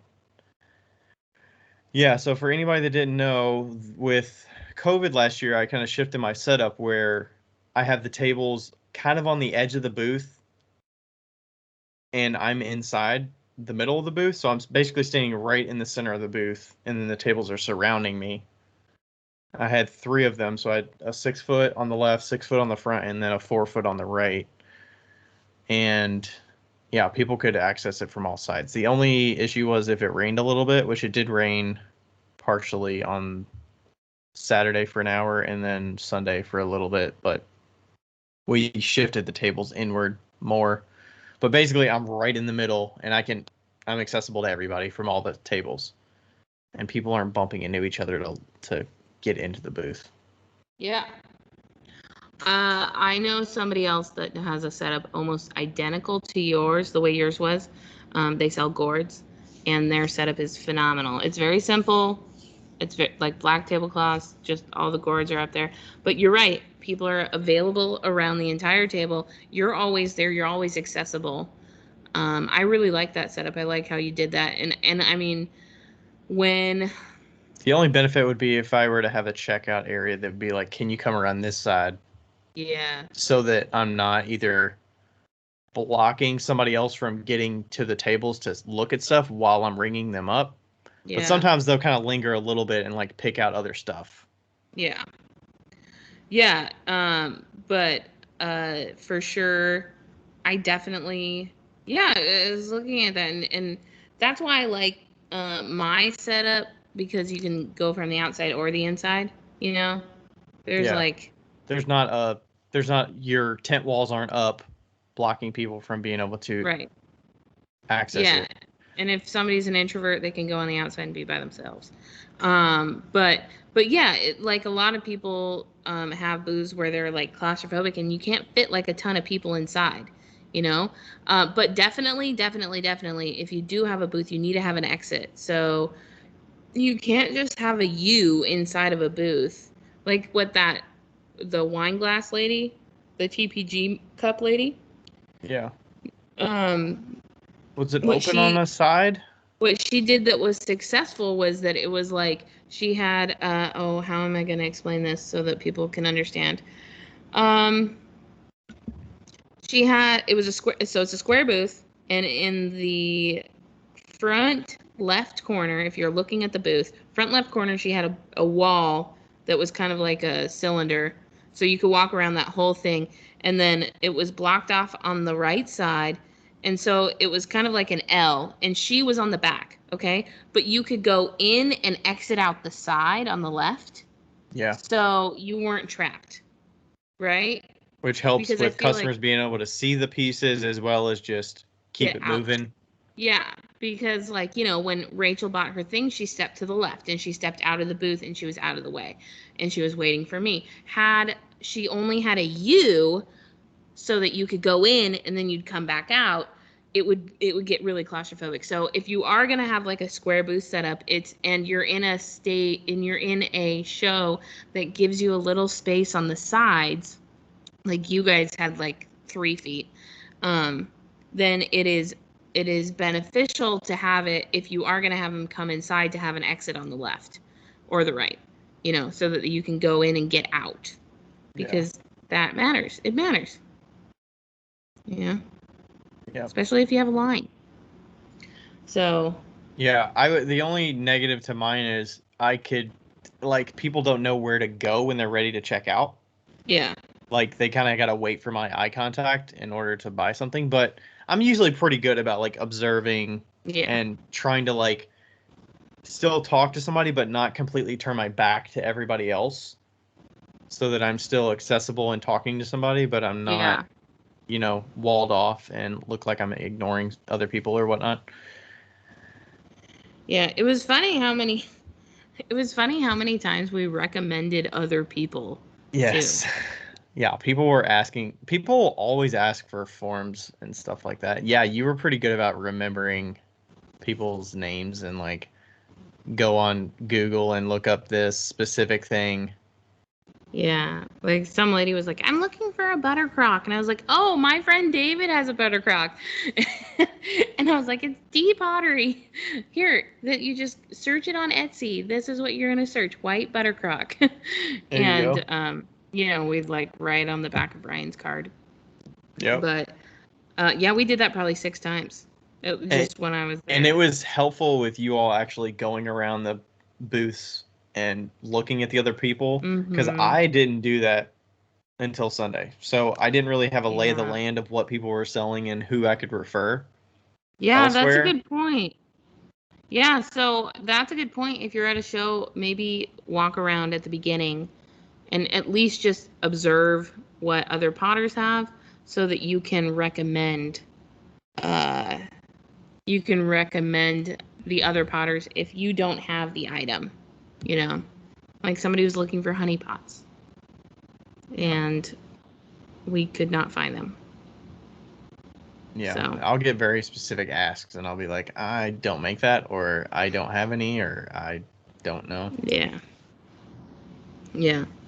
The only other, I guess there were some other subtleties that I wanted to mention that I do that I don't know if it's obvious or it was obvious to you, but I guess when people are figuring out what they're gonna get, if they're still like browsing, I'll try to say like, do you want us to start wrapping that for you, and like let them keep going until they have some kind of action that shows to you that they're like ready to check out. Like if they start getting their purse out and stuff, and then you like go into, okay, this is how much it was, versus like trying to hurry up and get their card because they could still be looking. They could be on the fence about something. They could be with a friend and the friend is looking and they're looking and their friend could be like, yeah, you should get that.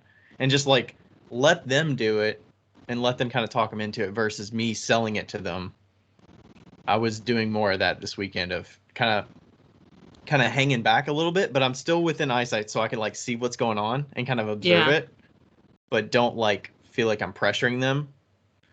I feel like that's more of my sales tactic, I guess. And then if they're looking at something and they look a little confused, like I'll add a little extra, but not trying to be pressury. I don't know. Sally. Yeah, be silly. And then the only other thing was if somebody's looking, you know, I'll greet them or whatever. But if they're looking, I'll try to be like, I try not to let them kind of leave my peripheral vision because it could give them an out if they see me turn my back all the way. Mm-hmm. Like, how many times have you turn your back and then you turn back around, they're gone? Yeah. Like, if they're within my vision a little bit, then they can still like browse. I don't know, because I'm not like staring at them, but it's like if they're within your vision, then you can like answer a question or kind of, you know, be there if they have something that they need. Plus, I feel like it just keeps them looking longer. I don't know. Maybe that's just a subconscious thing that I'm thinking of, but yeah.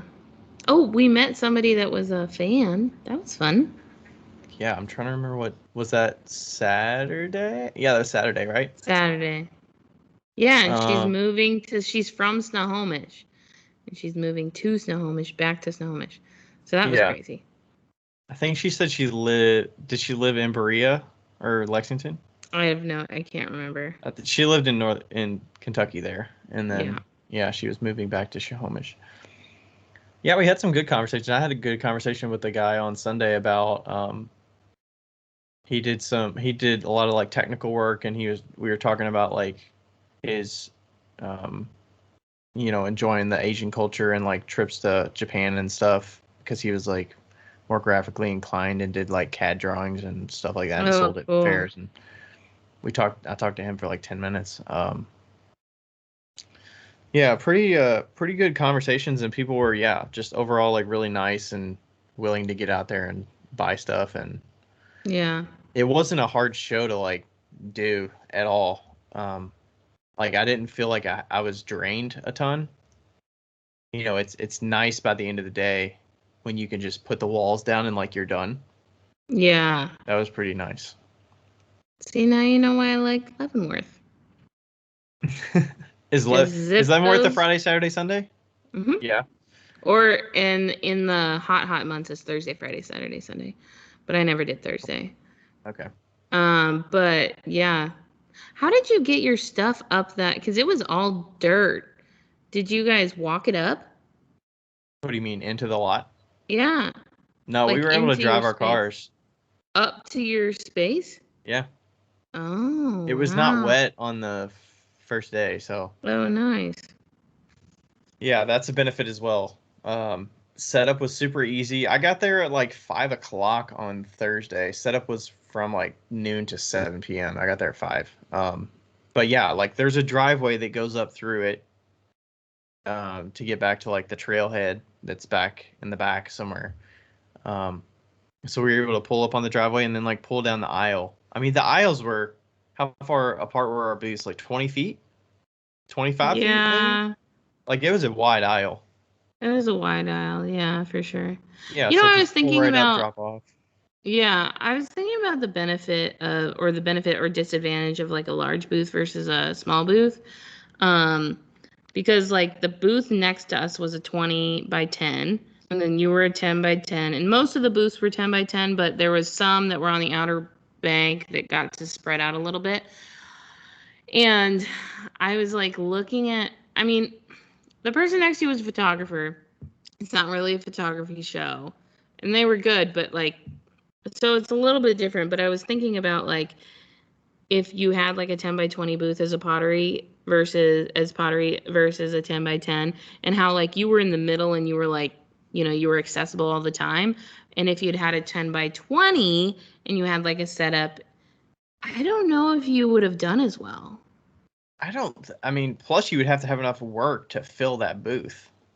Not as hard as you'd think, but I mean, yes. I had like 2 bins of work under the table by the end of it. Like Yeah. that's it.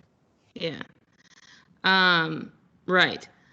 Yeah, but I was just thinking about like what like there's something about like a Accessibility-wise, smaller, yeah, because there's something about like a smaller booth and like you being there in the middle, being super accessible and like it just being super personal, as opposed to like you walking into a larger booth and being like, there's a bunch of stuff here.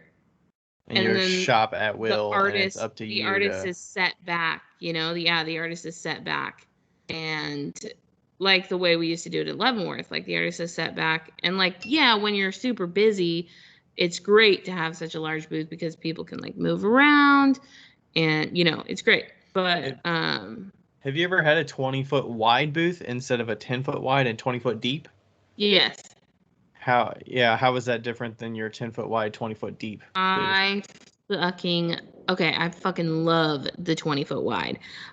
Just my like I like that because the way my booth is set up, or it was, because I had the shelves, then you could access all the stuff from the front, and it was really nice. But really, in reality, my booth is actually a 10 by 10, but it's kind of like a 10 by 10 with more space in the back. Like most of the stuff is up in the front area. Because Like you're actually traditional. under the back, like 5 feet of the booth, Right. and then you have like an extra few feet. Right. But yeah, but definitely having it sideways is such a sweet deal.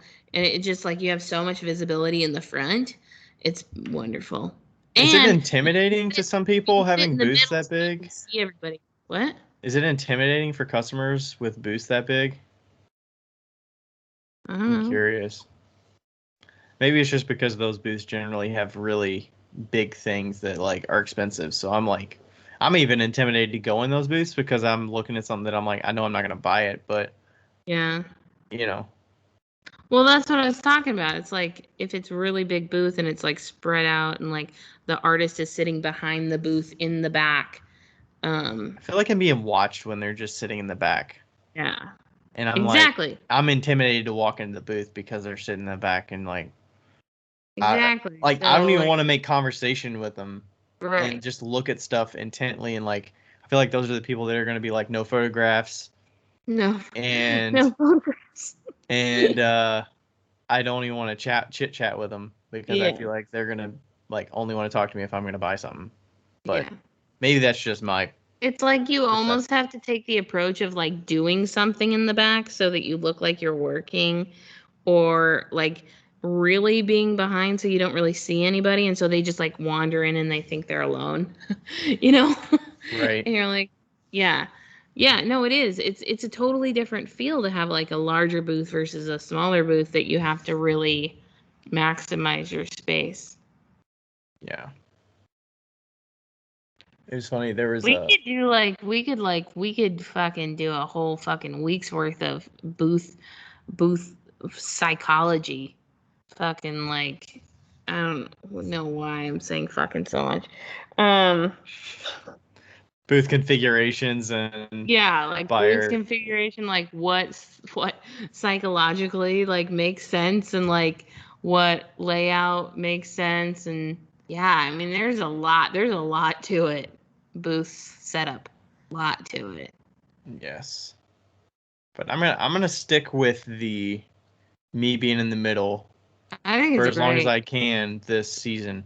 And I think generally the shows that I've been doing and the shows I'm gonna be doing the rest of the year, they're gonna give us an extra 3 feet on each side. Yeah. I think. I don't know. Maybe some of the ones at the end of the year are gonna be right on top of each other. But Yeah. I feel like with COVID, they're giving people space and they've kind of learned to, You know what spread them out a you little should bit. try to figure out what might be nice if it's going to be raining. I don't know how the Mid East is with rain, but it rained this week.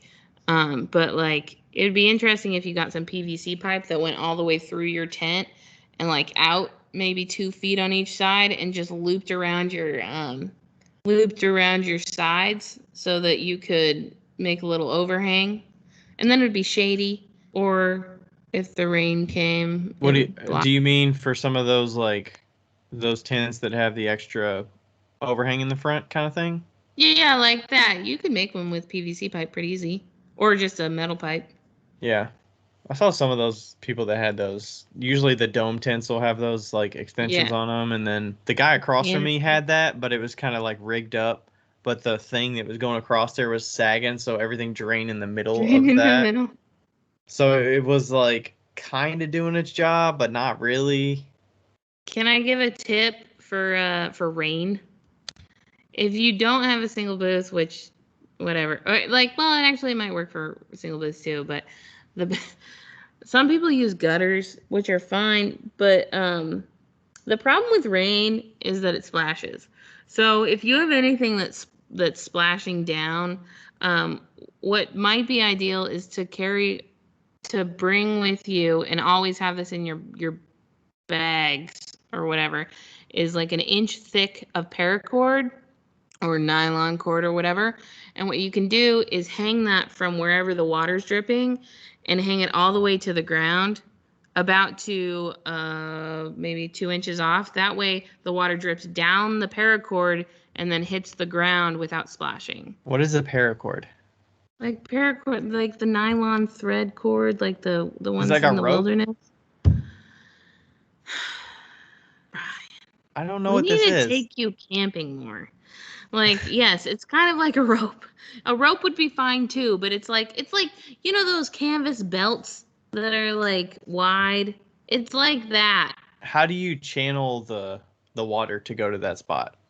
Are you channeling it, or you just happen to know that it drips from that one spot a Yeah, lot? like if you have a point that's gonna drip, it's ideal to like you it would maybe on the corner or what have you.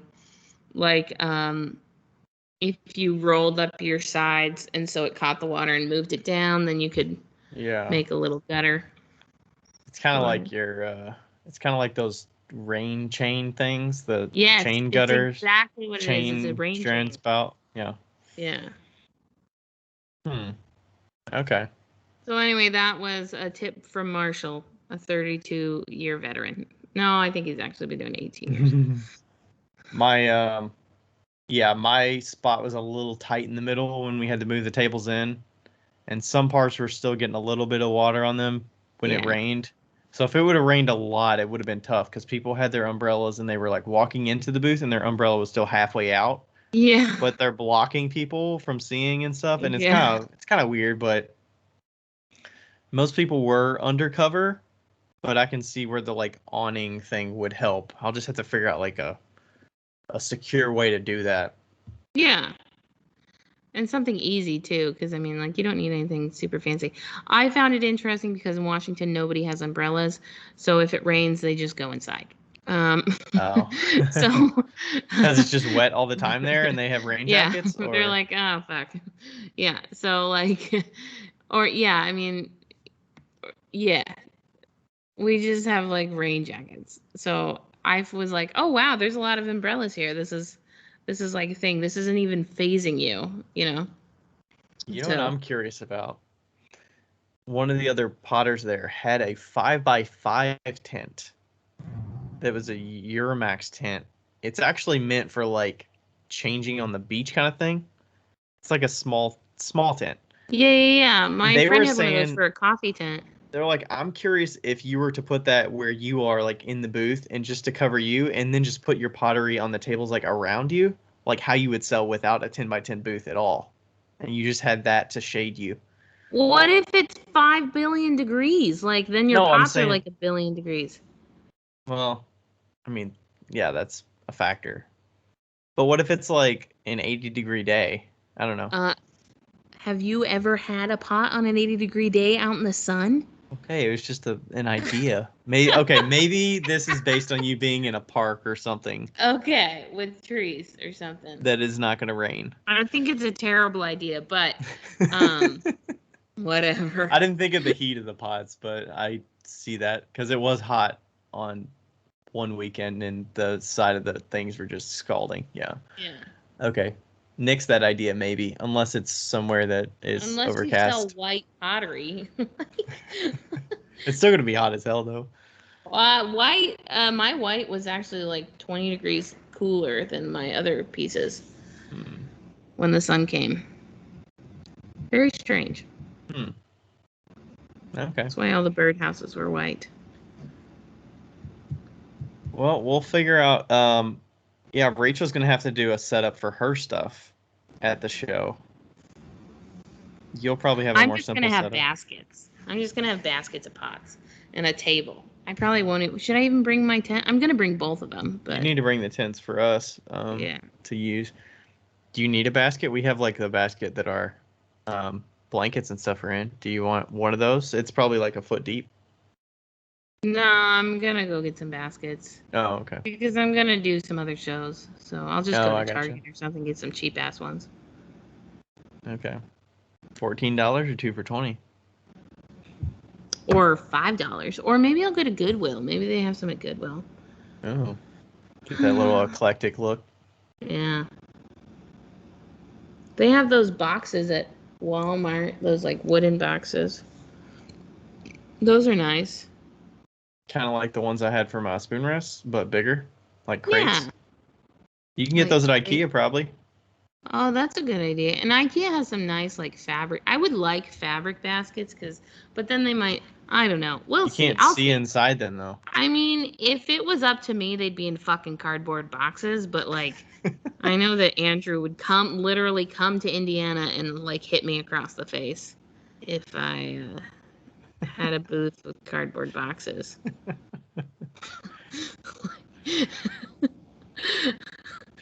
And then just right on the outside, like Yes. whatever's in it. $15, $5. Look like a yard sale. I need to make some mise en place too. Do you feel like you're I feel like when you went to the new forms, were you like bookending the old forms and not doing them for the sake of like I'm done with that because you do it in the production pottery that you make every day? Or is it like the pride part of like want to value my stuff at this level? And now you're don't back to know. like making some. Do you feel at all tension there of like deciding that you do want to make some? I feel like it's different though. I feel like it's different because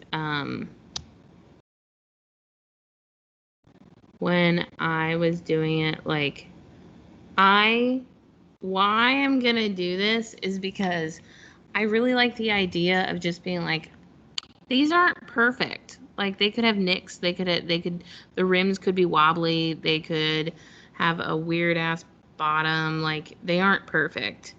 And the pots that I was selling in Washington, I was aiming for them to be perfect. You know? Like the new pots are fun because that's the art that I've done forever. And that's like something that I really enjoy doing. But these are easy. These are like quick and dirty, but Yeah. your skill set in throwing is so high and the number of pots you've made up to this point that your like shitty pot is going to be to a quality that's like indiscernible for somebody that's a customer, but also Correct. like the Yeah, price like is right too. like my shitty pot is somebody's great pot. And I say that with as much humbleness as possible. But like, let's be real, I've thrown tens of thousands of pots. And so I've put the time in to be able to say that with confidence. Like my shitty pot is a good pot. You're making it with a price in mind that you want to be able to sell some. You're making it with the intention of selling it for $15. Yeah, I mean, it's just a fun fucking pot. And like, when I went to my studio today, I got there at 7 and I left at 9.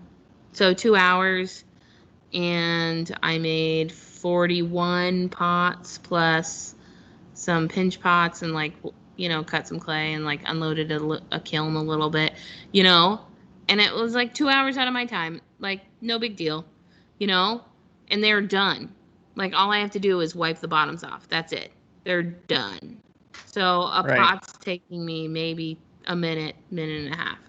So like, and I talked to Andrew Linderman on the phone. Yeah. And it's like, so they're like done, and it's easy and it's simple, and I don't have to worry about it, and I don't have to be like, oh my god, is this pot so like it's got a nick in it, I can't sell it. I'm not gonna do that. I'm gonna throw it in the bag. Yeah.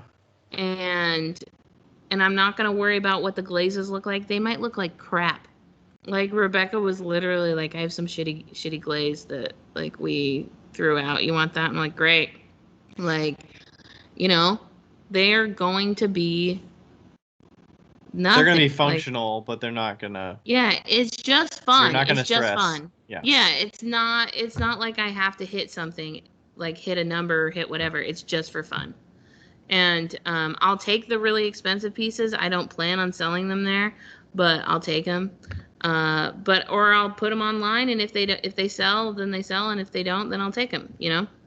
So I think it's good to have entry point pieces that are, one, accessible for a market that may not have bought something anyways, or it's just like, hey, I can afford to buy an extra wine cup. Like, it's not a big deal. Yeah. And I'll love that. I'll easily get, my money's worth. Yeah, and I mean, like, I don't want to do a ton of shows, but it would be fun to just like earn a little extra cash.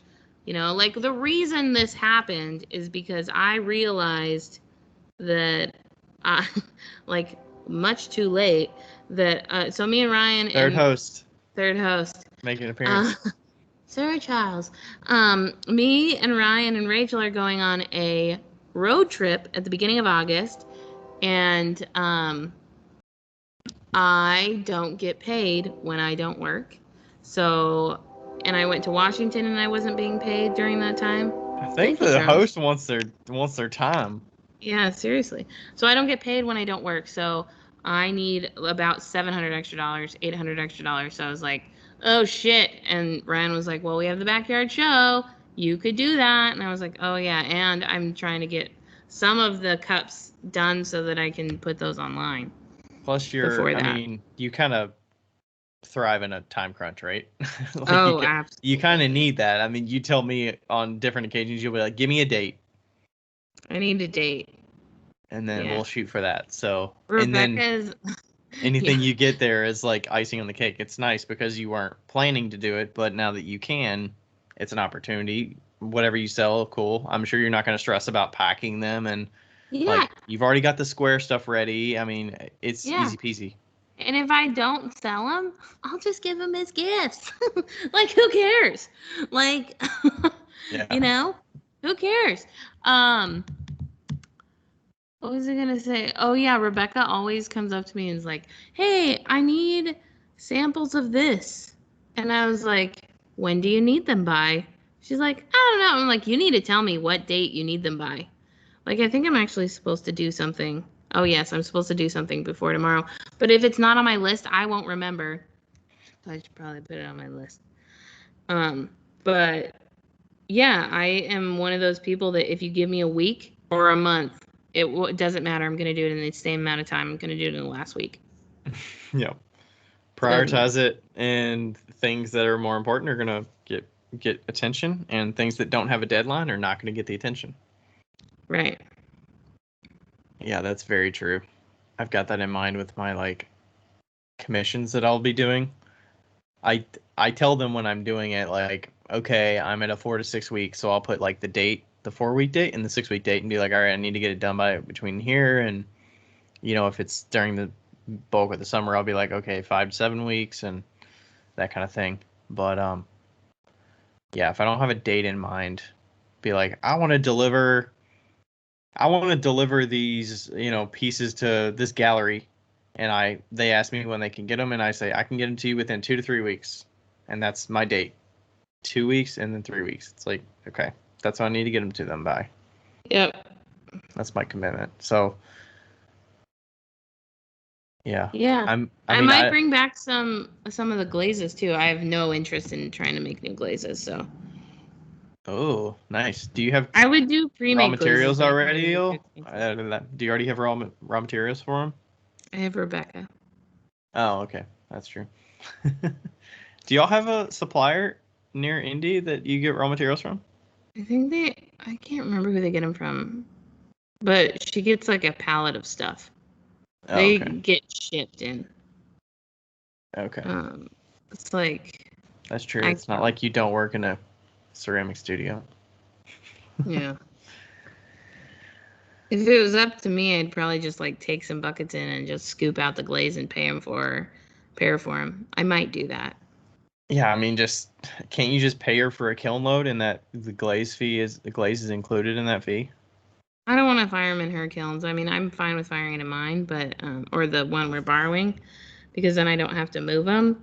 But I'd rather just take out the glazes and put them in like 1-gallon buckets. Oh, I gotcha. Okay. And I thought you meant glaze them there and then transport them. I was like, that sounds like a nightmare. Yeah. No. Okay. All right. So end all be all question.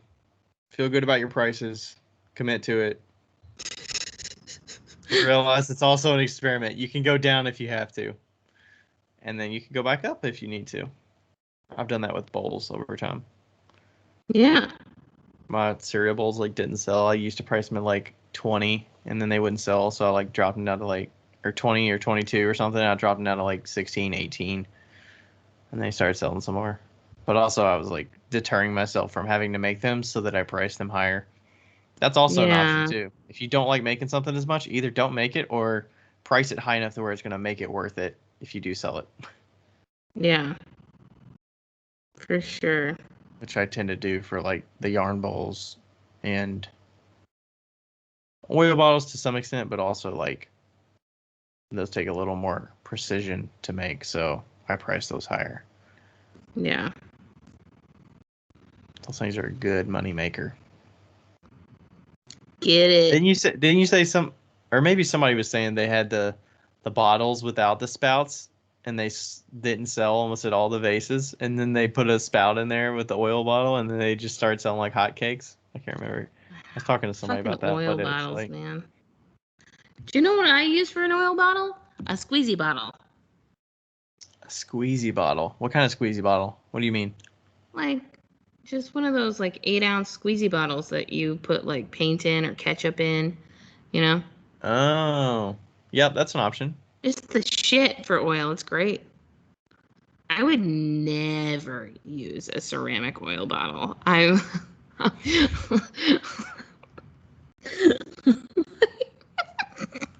Well, you're simple. You don't need the You're It's fine. Plenty of people do use it. That's like me in that fucking Tupperware mug. I would much rather use a Tupperware mug than a regular one. A ceramic mug or a Walmart mug. Yeah. The other way to advertise those is a lot of people still ask. I still don't think I want a sign that says these are oil bottles because it's a good conversation starter. I don't know how many people ask, what is that, or is that for oil, or they'll talk to their significant other there. Soap in them. I put soap in mine when I made. So I'll be like, yeah, most people use them for olive oil or dish soap, and then they're like, oh, dish soap, oh, okay, and then it's I put that idea in their mind, they didn't think about it, but hey, some people bought it for dish soap, and I'm like, yeah, it looks better on your counter than whatever your bottle of Dawn or whatnot. It does. So. That it does. All right. Anything else? I don't know how we hit 2 hours, but somehow we did. Yeah, I feel like we're done. We're done. Yeah. All right. Thanks everybody for listening. we'll see you next time. Bye. Bye. Oh, jeez.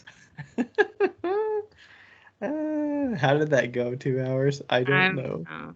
I feel like at some point it was like dragging, and I'm like, ah. What episode are you on? I have episode 103. Is that right? I have episode 102. 102 is online selling on mine.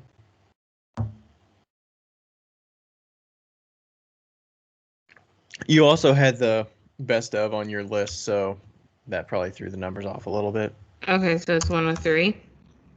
I have 103. Yeah, 100 is handles. 101 is reclaim. I stopped naming my like folders, and instead they're just like episode 103, and it's so helpful to have like what it is, and I like don't know why I'm just not naming them now.